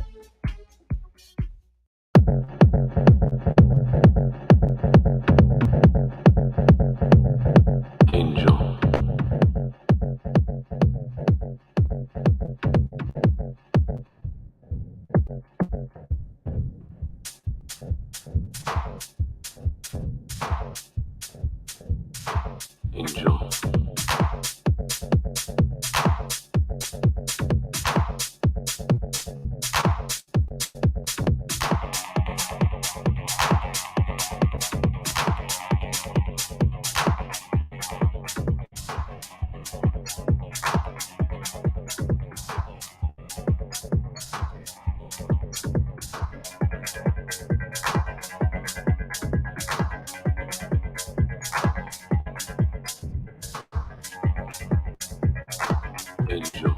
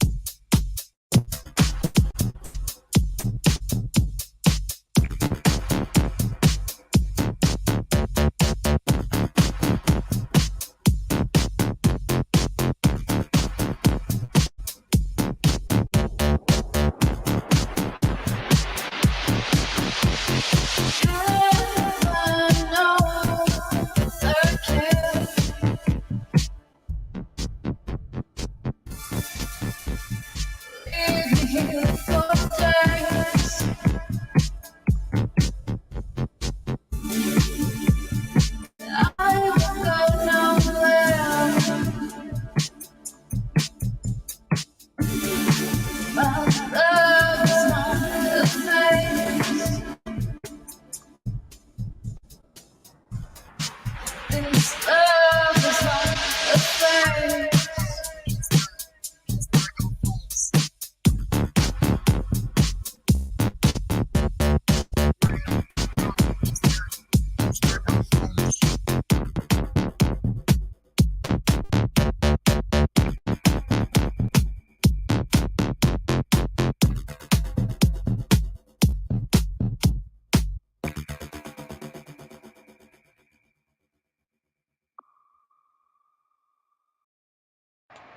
Good evening, and thank you so much for joining us this evening on the Art Paradox Media's Late Night in the Rockies. This evening, we are joined by author Stephen B Ubaney, one of my favorite artists. It's so easy to get into his books.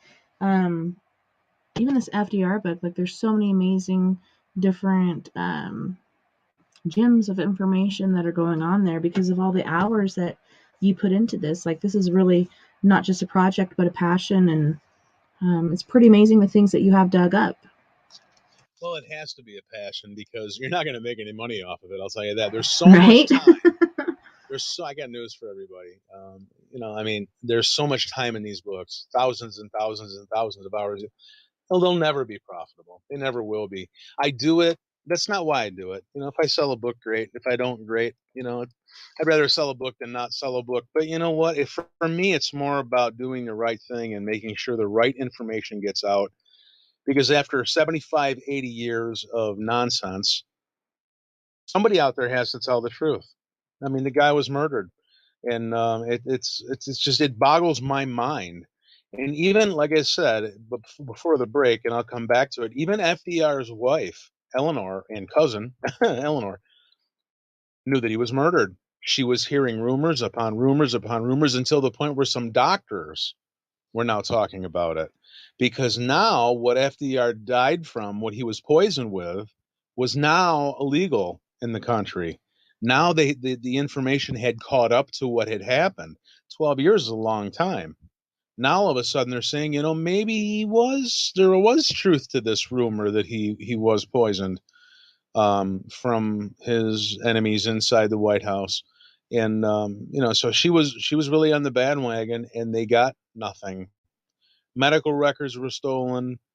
They were stolen from locked files at Bethesda, and 4 people had those keys. So that's where the plot really thickens. I can tell everybody the suspects in the book and who they got screened out. Believe it or not, Eleanor Roosevelt was a suspect. Yeah, generally, it's the husband or the wife. It makes total complete sense. It has nothing to do with what I feel of these people, but she was a suspect. Why? Again, she was being cheated on, and it was blatant, and it was from within the White House. She was a very active lady. She was all over the White House. She knew everything that was going on, and she was not only screwing around with Lucy Mercer, which was her social secretary. There were other people he was playing around with in the White House, and she was not very necessarily happy about it. So she was the first suspect. Missy LeHand it was revealed that they had an affair. She was also a suspect in my book, for the same reason that Eleanor was a suspect. Lucy Mercer, same thing. They had an affair that lasted 30 years. And of course, no one knew this. Letters surface. It's kind of hard to ignore it. Lucy Mercer was the one who actually requested Elizabeth paint his portrait, and she was at Warm Springs, Georgia, when FDR died. They were quite hot and heavy. Harry Hopkins is another suspect in my book that had to be screened out. He was one of the people who was really fundamental to. He was a right-hand man of the president. It was hard for FDR to travel because of his physical impairment. So a lot of times Harry Hopkins would go back and forth to Europe and do things for him. And there were times when actually Harry Hopkins started to side more with other world leaders than with FDR. And that also was revealed later on as the decades go by. He was a key policymaker in the Lend-Lease program. He attended conferences between Churchill, of course, and Stalin and FDR. He was the one that pulled FDR out of the meeting when he became violently ill at Yalta. And I think they tried to kill him at Yalta. And I say they because I think there was other people involved. I'll get into more of that in the book. Elizabeth Shumatov, the painter, definitely a suspect, just like Nicholas Robbins or Nicholas Cobbins or Nicholas Kubakinski, whatever one of the three names you want to call this guy. He was also a suspect. These two people were in the company of the higher end people of the day who would have paid them handsomely to kill FDR so they could start making money again. All of these are motives. Henrietta Nesbitt, the White House chef, she was a very close friend to Eleanor Roosevelt. She was furious with FDR because of his infidelities inside the White House. Again, this was a very tight-knit group of people. Everybody knew what was going on. Howell Krim, he's an usher at the White House. He knew the FDR family on a personal level. He was accused of being a Soviet spy. Winston Churchill. There were a lot of people who had credible stories that Winston Churchill's group had FDR killed. Arthur Prettyman, who was also at Warm Springs, Georgia, and he was U.S. Chief Petty Officer, and he was also FDR's valet, personal valet. Used to help bathe the man, used to help get him dressed, because FDR just was unable to do these things. So all of these people are screened out as suspects in my book. They start out and they get screened for motive, means, and opportunity. And in the end, you will know the one person who did it and how they did it. And I think how they did it and what they used, the poisoning that they used, is so fantastic, because today we would be able to say, oh, yeah, that's what it is. Not so back then. Not so. So FDR is definitely a president that was assassinated that no one knows was assassinated, because of the technology of the day wasn't up to snuff. You know, there's a lot of cowboys that were killed that are buried in graves that, you know, CSI didn't exist back then. You know, they just went to a different country or a different county or a different state and changed their name. You know, looks like a booger got him. I'm just kidding. Yeah. There's a lot of things buried to the sands of time that we just can't go back, and this was one of them. He was rubbed out in the middle of the biggest war we'd ever had, and I hope we ever do have. Other presidents, Warren Harding. No one talks about this. I almost wrote a book on Warren Harding. Warren Harding, he was murdered. He was poisoned.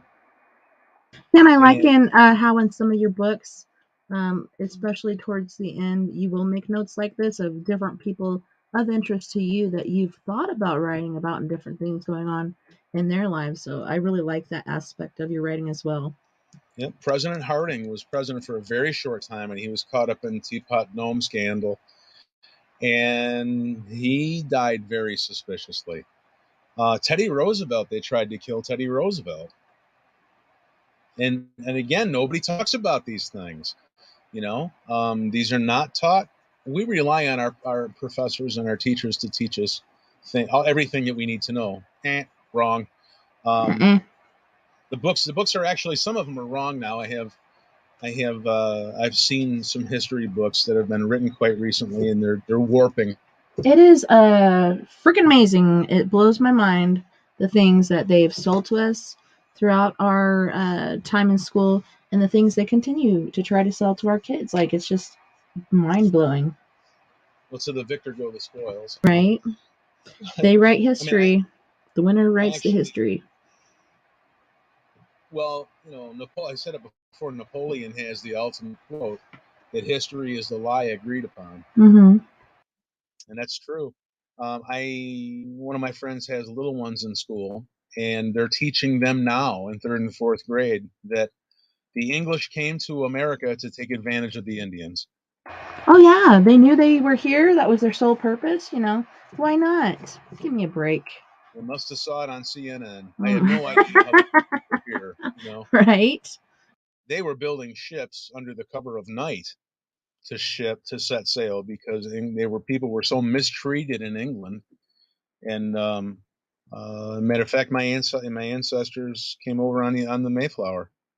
You know, I mean, I know what I'm talking about. And you know, it's not like how the hell did they know that the Indians were here? They didn't. They had no clue. They landed and they said, "Oh my God, look at these people!" And the Indians said, "Look at these people. Look at how funny they're dressed." That's how they knew. They didn't know They ahead look of really sick. It's really something. It's weird because the first few years, you know, the Indians and the Pilgrims, they actually got along pretty well. You know, they didn't have problems until later on. Teddy Roosevelt was another, just like FDR, was another president that was almost assassinated, even though FDR was assassinated. Um, Teddy Roosevelt was doing a speech, and he had his speech rolled up and put in his shirt pocket, breast pocket, and somebody shot him. And the speech was so thick, it stopped the bullet. You can't make this up. That's what I mean. History is awesome. And he said in the speech, "You're not going to kill this bull moose." And that's how that's when the Bull Moose Party was started. He ran on the Bull Moose Party. That's how that was started. That's pretty badass.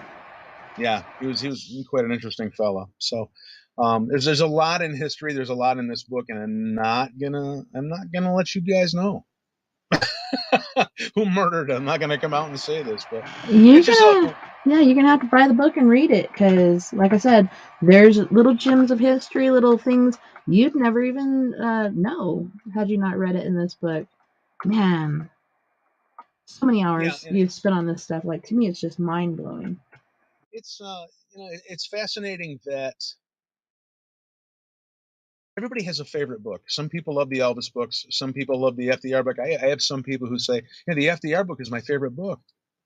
You know, you hated the FDR book. I did not hate it. Okay, so, and I was thinking about this when I went on my potty break. I was like, man, he thinks I hate this book, and I don't, because look, I've retained information. If I hated it, I would not have retained anything. Yes, it took me a little more to get into than Elvis and Diana, but how could it not? Elvis and Diana, like you said, on our perspective of time and stasis and whatnot, more in my realm of things I know about, things that I was raised hearing and seeing and watching, and the whole fairy tale wedding and all this other stuff. Like, my mom was totally sucked into the TV for that. I did not hate the FDR book. I have to tell you, I did not hate it. Hate is a bad word. No, it was harder for me to get into it than it was the Elvis and Diana thing. And I think it was the excitement of Elvis's life and Diana's life, and yes, FDR's life. I really looked up to him as a president, like what he went through with polio, how hard he worked, and the different things he did to make himself appear stronger. And I think he really was a strong individual. It was just kind of difficult for me to get into it. But I did enjoy it. I did. Well, good. I'm glad. It's not our time period. It was the time before Exactly. our time, and I think that there's so much history that has been lost now that people have a problem. And so, but I had some people say, "Man, this is the best book I ever read on this subject. I love this book." And other people say, "I love the Elvis book," and now people are saying, "I love the Diana book." Hey, as long as they love something I write, my books are weird. I keep them short and I keep them common English because people are busy. I keep them around 200 pages, and I keep the print big. I don't. An Indian chief once said, "It takes few words to say the truth. Get to the point." Nobody wants to read a 2,000-page book that meanders around forever. And I wouldn't write that set of book anyway. But you have to get to the point. You have to tell people what they need to know and move on. For me, it's about waking people up, because if you don't know your history, you're going to repeat it. Okay, so my books are different. They're also very cross-genre. Yeah, and that's my favorite saying too. If you do not learn history, because I've had my like, Mom, why do I need to learn this stuff? Like, this happened so long ago. If you don't learn from history, we're doomed to repeat it. And this has been proven time and time again from things that they've hidden from us, and then how things are repeated. Absolutely, absolutely. You will repeat it if you don't remember it. And this generation of World War II is now gone. There are very few of them left. And guess what we're talking about again? Socialism and communism. We haven't learned the lesson yet. I know We there's haven't. people out there today saying Biden is a communist, like they're trying to get us into communism the way they're giving us these stimuluses, et cetera, like it does kind of look like it, doesn't it? Yeah, and we just have not learned those lessons because we don't care to read that because it's history. It comes up every, I don't know, every 80 years, every 90 years, just long enough for the generation who suffered through it to disappear. And guess what? Khrushchev was right. America's going to rot from within. Mm-hmm. He said then your great grandchildren are going to live under communism and they're never going to know it. Yeah, they won't have a clue. Very interesting stuff. So this is a very interesting book series. I hope you find something that you like. Well, like I said, I sell the bananas out of these books, so I'm not trying to get a book sale, but there are information in there that everybody go to whomurderedbooks.com. And I'll tell you what, we're 22 years into the 21st century, and you can still get a present for somebody for around $20. It's impossible to believe. That's pretty epic. You can't get anything for $20, but I'll tell you what, if you know somebody who's into history or celebrity deaths or mystery or conspiracy or true crime or cold case, this kind of bridges all of those genres. And there's something in there that somebody will like. So get this word out. Give this book to somebody. All right. Next book will be on. I'm taking an elongated break because, yes, I'm suffering from burnout. I know, and you've done such a good job, and you love it, but at the same time, sometimes enough is enough. Well, I did 87 shows last year. I can't believe like how much you do. Like I would be totally burnt out too. And I'm getting to the point where, I might go fishing here for a while. My next book is going to be on Nikola Tesla. And I know you're excited about that book. And I'm so excited. I'm kind of curious as to why you're excited about that one. It's half written, by the way. I love Tesla. Like he's always intrigued me. Just the way he came out with energy, the whole lights that he had at the certain fair thing they had going on, and then the way Edison came through and was like, "Oh, but look at this," Tesla was looking out for us.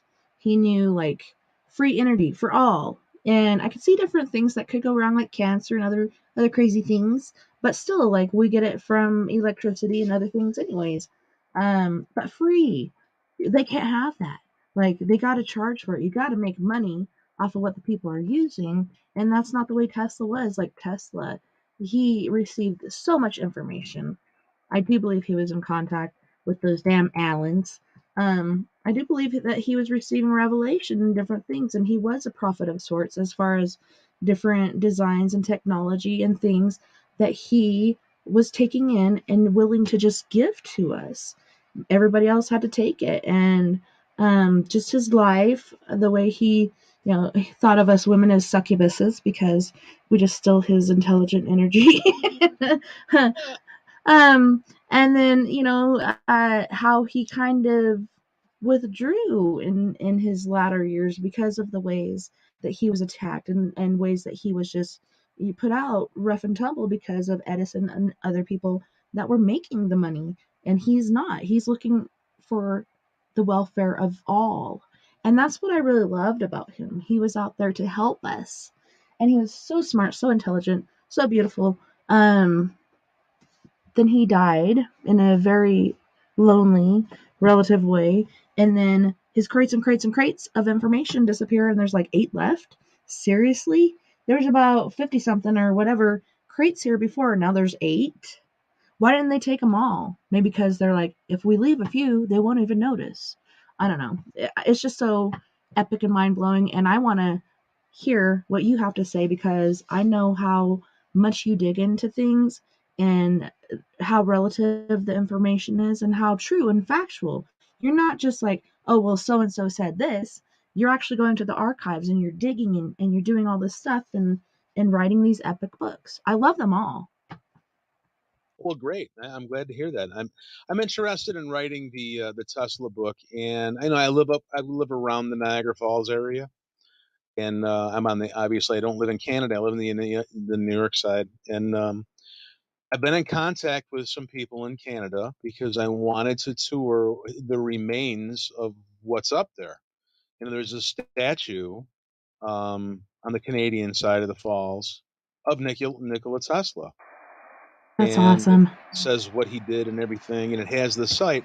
I wanted to get a private tour. I wanted to Mm-hmm. get some pictures in there that nobody had, and I wanted to get up there with another researcher who's been on the History Channel a bunch, named Mark Seifer, who's I've been in contact with a couple times. Really, really nice man. And you know what? Depending on who you talk to, is how far you'll get. I talked to two different people. Two people said, "Yeah, there's stuff up here that we can let you tour and take pictures of. Let me turn you on to my supervisor." The supervisor said, "No, there's." That's a little bizarre. The supervisor said, no, you broke up because the powers that be don't want people to hear that. So they said, what? The two people I spoke with said, "Yeah, there's the remains of what he was using here for a station or a facility."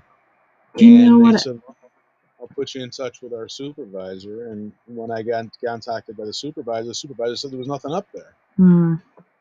It's like, well, is it there or isn't it? I mean, it's not a multiple choice question. It's like, is it or isn't it? Up and down means yes, side to side means no. Tell me what it is. Out in his laboratory was out in the remains of it is an empty field out in Colorado Springs. There's a little plaque out there. This is where Nikola Tesla's thing would be. I And it's gone. have a little gem There's of information that will blow your mind. Guess what? So Absolutely. we did a security gig up in Rico, and right outside of Rico, Colorado, is a little community that is run off of Tesla power. This place is still up and running. And at the beginning of this little neighborhood that I actually trespassed in, because I'm like, I have to see this for myself. But at the very beginning, there's a building, and you look in there, and there's these little concrete walls, and it's just an empty space, and there's little concrete walls, and I'm like, what's inside of those little concrete, whatever's going on? I don't see the Tesla coil. I don't see anything else. Like, what is in there that is powering this neighborhood that Tesla created? And so then I go up in my Toyota SR5 four-wheel drive. I believe it was an 84. And I'm going through the neighborhood, and everybody's like looking out their windows at me. And I'm like, oh my God, getting really nervous because people don't recognize me. They know I'm an outsider and I'm inside their neighborhood. And people actually started following me until I left the neighborhood. But they were all electrically powered. There was no cables, no nothing. Like, this was Tesla energy. And so there is still a little community that's being powered by it. So if you ever come to Colorado, let me know and I will pick you up there and I will show you this neighborhood. Maybe you could see what I couldn't find, because I could not find the coils. I could not find anything. Maybe they're hidden in the trees or something, but they weren't in that building. There was little concrete walls surrounding something not large enough to be a coil. I don't know if it's some other thing that he came across. I don't know. It's pretty intriguing. Yeah, there's. I might take you up on that one of these days. Actually, I know that in Texas there's a couple Tesla towers, and I believe they're functioning. So here's a guy who was doing Wi-Fi long before anybody knew what Wi-Fi was talking about, wireless energy, and here we are being held back by the people, by the powers that be. We're being held back to running wires and internal combustion engines. Our society is being held back. We should have robots doing our laundry now. We're 22 I years know. into Where's the my fucking Rosie robot? I mean, and we're being held back because people who hold the monopolies are using antiquated technology. It's really quite sad when you stop and think about it. But FDR and Tesla Connect, and this is something that no one knows about. FDR and Tesla Connect. Tesla was trying to sell his death ray technology to the United States government because this thing could wipe out fleets of planes and cities. This thing was really it was really something else. So got snubbed, absolutely snubbed. They wanted nothing to do with him. They were going with the Manhattan Project, and they were going towards the nuclear bomb and this and that and the other thing. Why? Because it was easier for them to do, because they, through Operation Paperclip, at the end of the war, they had they gave basically a free ticket to the German scientists, Werner von Braun being one of them. Bring your stuff over here, help us win the war, and we won't prosecute you for war crimes. So they already had the heavy water experiments. We were just finishing them. We had our own, but I don't think we're as far as advanced as they were. So here's Tesla saying, hey, look, this death ray will wipe out all kinds of things. They were further along with the nuclear technology in a couple of top secret projects. So Tesla got to the point where here's a guy who needs this next big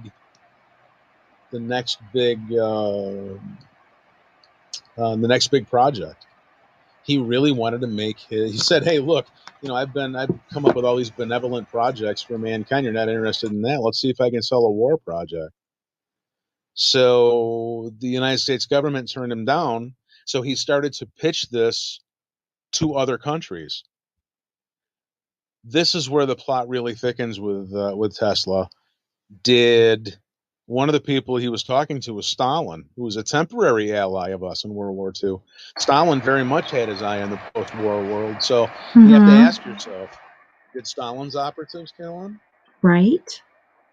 So the U.S. couldn't get the information? Did the U.S. operatives kill him so he couldn't do business with Stalin? Plot really thickens around him. There are signs of a struggle. His research is gone. Did one of his helpers or assistants steal research material? That would be for the best. Like maybe they hid it out somewhere or whatever. Because where is this technology? Unless it's like cell phones and different things we're using today. I mean, where is this technology? Where did all these crates go? Where is this information? And that is the $64,000 question. Number one, we don't know what was in it. And that we might be using the technology today. We don't know. Man, I could really use that $64,000 right now. And we don't know, what it was, and we don't know who's got it, and if we're using it or not. So you have to ask yourself, like I said, was it the U.S. government who killed him so he couldn't do business with Stalin and other countries? Was it Edison? There's a lot of people. Was it someone who been? There's a lot of people here. The plot is really thickening around Tesla, and this is one of the things that really sparked my interest in this project. That's going to be a book and a half, and some people, you're not going to please everybody. Some people like everything that I do, and some people just don't. And I'm not going to satisfy everybody. All I can do is tell the truth. Look at when God goes to bed tonight, he's going to hear people halfway around the world begging to stop the rain, and God bless you. Thank you. I was muted so nobody heard it but you, but thank you so much. I really appreciate your blessing. Because holy shnikes, that just came out of nowhere. 2 sneezes. Working on number 3. So, like I said, pardon me, when God goes to bed tonight, he's going to hear people on one side of the world begging to stop the rain, and the other side of the world begging for rain. Even God can't satisfy everybody. So I'm just going to do the best job I can and tell the truth on the Tesla subject and others, and I'm going to let the world turn. And if you do the right thing, one day it'll matter. It really will. It really does. I might be coaxed into doing one more. I bet you'll do it after you go on your fishing expeditions and, touring Tesla communities and other things. You're just going to miss it so much because that's how you've spent your time for so long, and that has been your passion. And yes, we all need to take a break so we don't burn out. But I've been doing this I started researching the Elvis book, Who Murdered Elvis. I started and boy, that one has set the world on fire. You talk controversy. Hunka burn and live. I didn't want that. I didn't. I was the last person who wanted to know that information, and I had to get it out there because I want to catch the guy. So Or guys. same thing, right? The same thing with.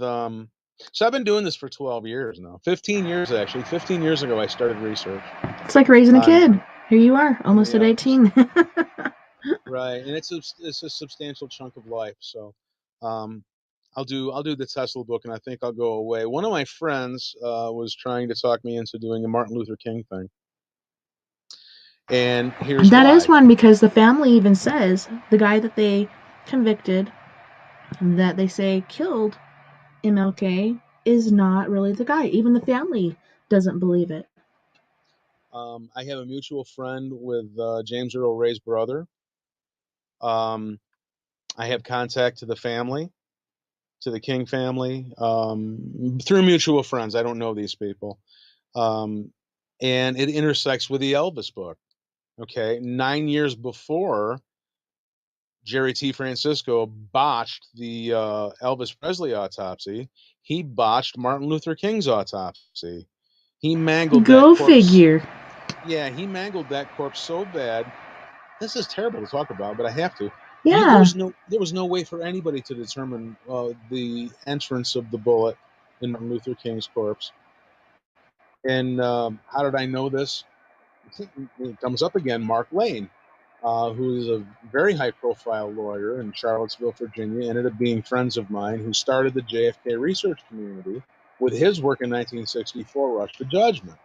Okay, ended up being a friend with Mark's, and I won't bore everybody with how long or why, but he represented James Earl Ray, and they basically, well, they used some tactics that they shouldn't have to make James Earl Ray confess to doing something that he didn't confess to.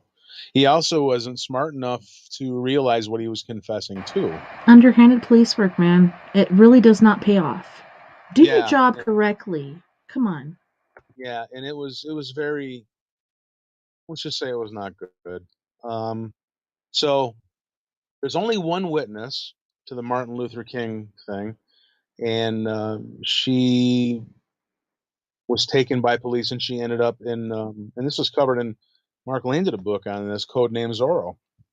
That was FBI's code name for Martin Luther King, code name Zorro. And the only witness was taken and put into a mental institution under an assumed name. And every time Mark went to find her, they changed her to a different facility under a different name. And they Yeah, kept who's trying changing to her. hide something? Like, give me a break. And he finally caught up with her, and he finally got the interview with her, and they said he said beyond question, the person who shot Martin Luther King was not James Earl Ray. No, it So wasn't. um, I've been thinking about that one. I don't know if I'm going to put my nose in that trough You either. know what? I think that would be the most epic book that you could tie this series off with. You know, you thought about FDR. There's so much drama and so much bullshit, and people still today trying to keep people quiet about that book. So I can see you not doing the Kennedy book for sure. But if you tied your series off, even if you took like a 3 or 4 year, uh, break and went fishing and did different things to make your soul happy, that'd be awesome. Reignite that light, reignite that passion, and then come back and write that book. Like for me, that would be the one to tie off the series. I don't know. It just feels so perfect. We'll see what happens with that. Kennedy, I'm so furious with those people. All they do is I fight and know. argue, and It's they're so such bad. nice people. I mean, they're great people in that community, and they all get along personally, but they fight, and Yeah, they this fight and is fight, and Camelot. There's no fighting allowed in Camelot. they fight more than they solve anything. And I said this at one conference. I had to say a couple words, and I don't speak at these conferences because I'm just not that important enough in their world, actually. There are people who know way more about that than I do, but I had to introduce somebody, and I put my 2 cents in for what it was worth. I said, if JFK went through that door right now, and he asked you all what you did to solve his murder, what would you tell him? And the place got really quiet. because everyone is holding their own little piece of information. It's a little cottage industry. They're publishing their own books, and no one's putting everything together to get this done. And it's infuriating to me that all they've done is profit from it, and no one's doing the right thing. So I just couldn't put my nose in that trough, and it is a trough. That doesn't exist with Elvis. That doesn't exist with FDR. Nobody knew FDR was murdered. I think there might have been a conspiracy theory out there, and I hate those two words. I know, it's terrible. But I mean, with Martin Luther King, the same thing. All these people are intertwined with all of these things, and I really want to move on to write other things. I'll tell you what, if you want a King thing, I'll write it with you. If what? You kind of broke up a little bit. Am I having microphone problems? You sound good now. Okay, so I'll tell you what, if you want me to do the Martin Luther King book, write it with me. Okay, I'll do it. Yes. I'll let you write half of the book, and I'll write the second half of the book. Oh wow.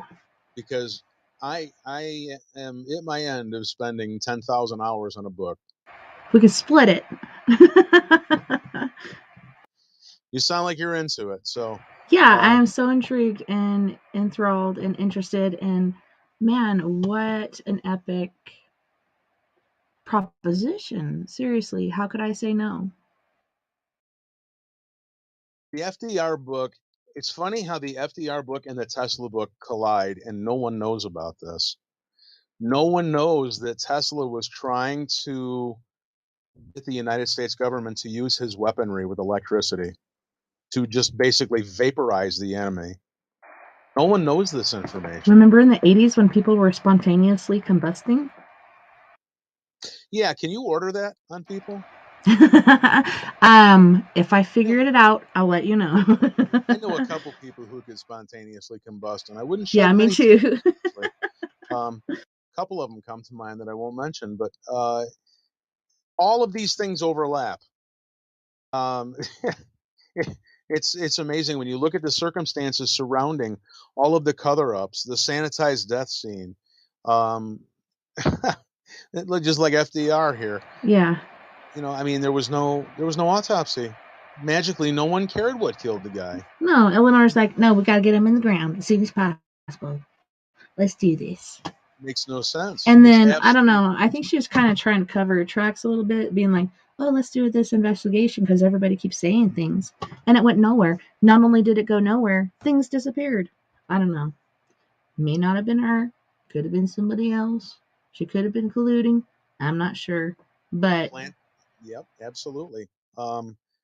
Either, if you really want to confuse investigators, either remove evidence or plant new evidence. Yeah, I think the planting of it is something that'll really throw an investigator off.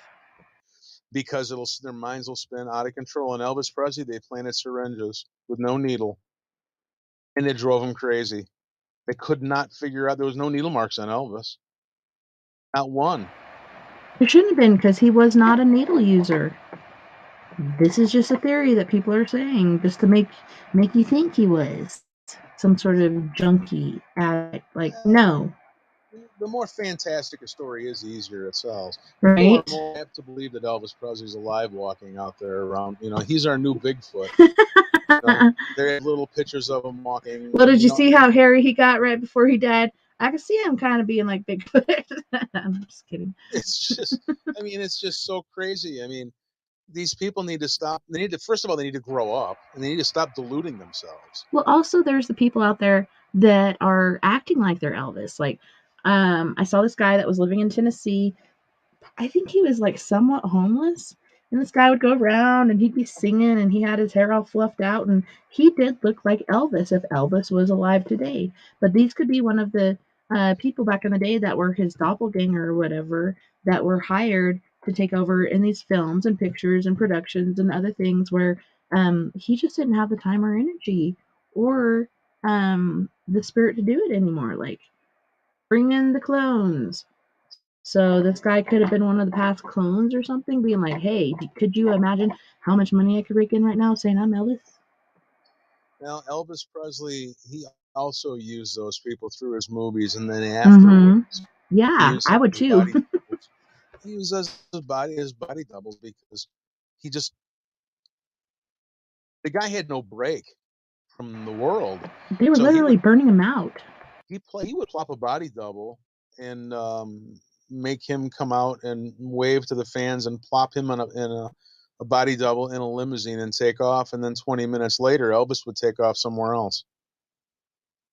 You know, Princess Diana did the same thing. All those pictures they saw in my book, Who Murdered Diana, nobody knew this until I brought it out. There she had a body double. Some of the pictures that were snapped of her on the boat with Dodi Al-Fayed were not Princess Diana. And you It's can very odd. tell, not only because of the differences, the little small differences, if you look really, really close, you can see, but also the passion between the two.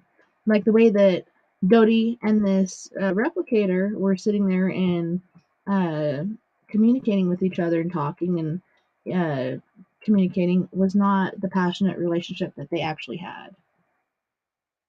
No, no, absolutely. And I mean, they're all using body doubles. Lincoln had a body double. Lincoln had food testers. All of this is swirling around, and these people use the same tactics. I mean, it's it's really amazing when you stop and put all of the pieces of the puzzle together. Um, Hitler was using body double. Saddam Hussein was using a body double. Howard Hughes used a body double.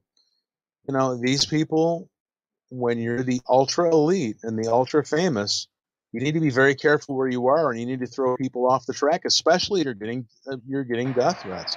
I do not Definitely. know if FDR had a body double. That one I looked for, and I couldn't. I actually looked for the evidence in the National Archives. But again, we have to talk about the National Archives. That is not the keeper of all knowledge, great and small. No, there's another place where they really, really, really keep all the secret stuff. National Archives is just the governmental library that's what they want you to see. Yeah, There's, you can partake in this. there's a man out there who, well, he's gone now, as most of the JFK researchers who are really good have gone. His name was Don Adams, and he was an FBI agent, and he retired, and he was special agent in Dallas at the time of the Kennedy assassination, and he was tasked with finding the bullets and where they went and everything. And I think he found, I'm not sure, I think he found 11 where the bullets landed either in the car or, like one hit a curb. I think he found 11 shots, and he snapped pictures of them, and he turned them on to, turned them into his superiors. And that was it. They didn't know that he had copies for himself. So he retires and he goes to the National Archives to try and find the information that he gave the government. And you know what? It's not in the National Archives. It's nowhere to be found. So be very careful with the National Archives. FDR may very well have had a body double, but they just weren't letting anybody know it.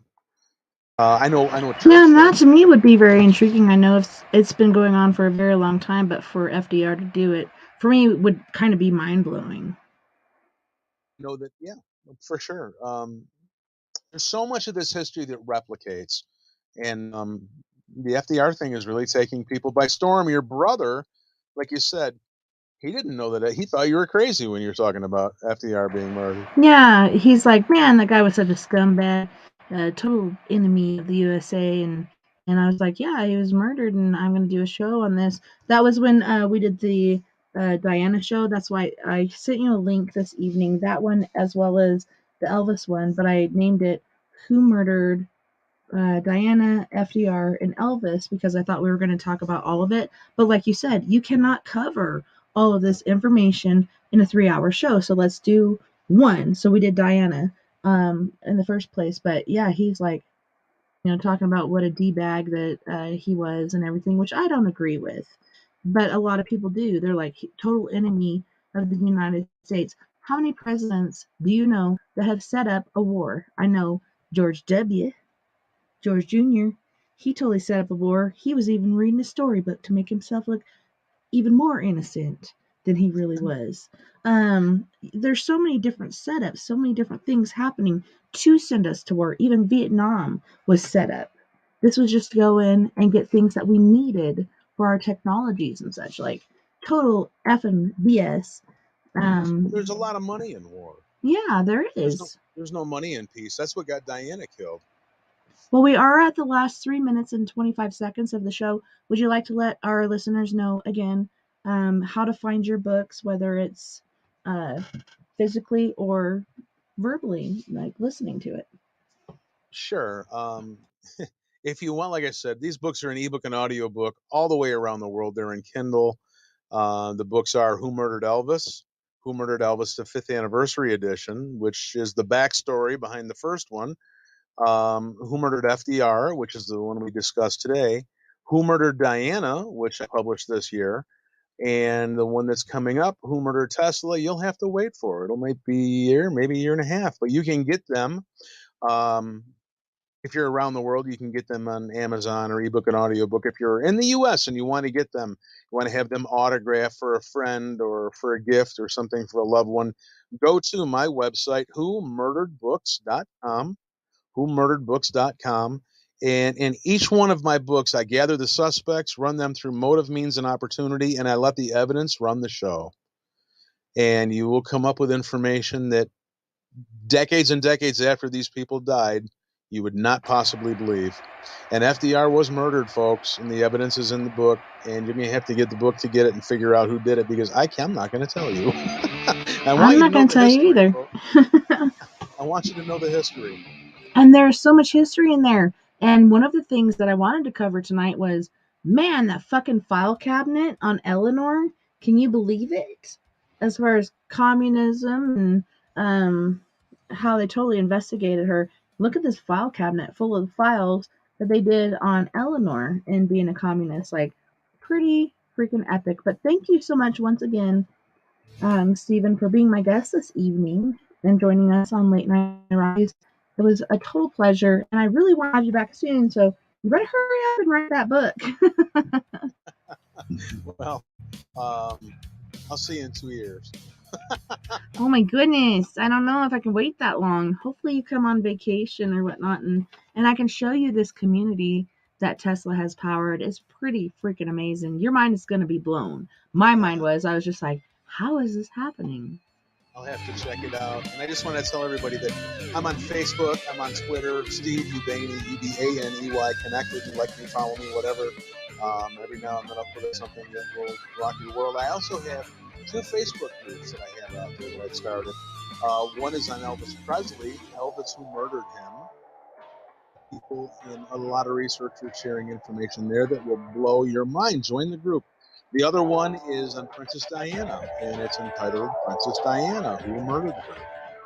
That's another one that I started. And I'm looking for another admin there. So if you feel like you want to contribute, be an admin to that, get a hold of me.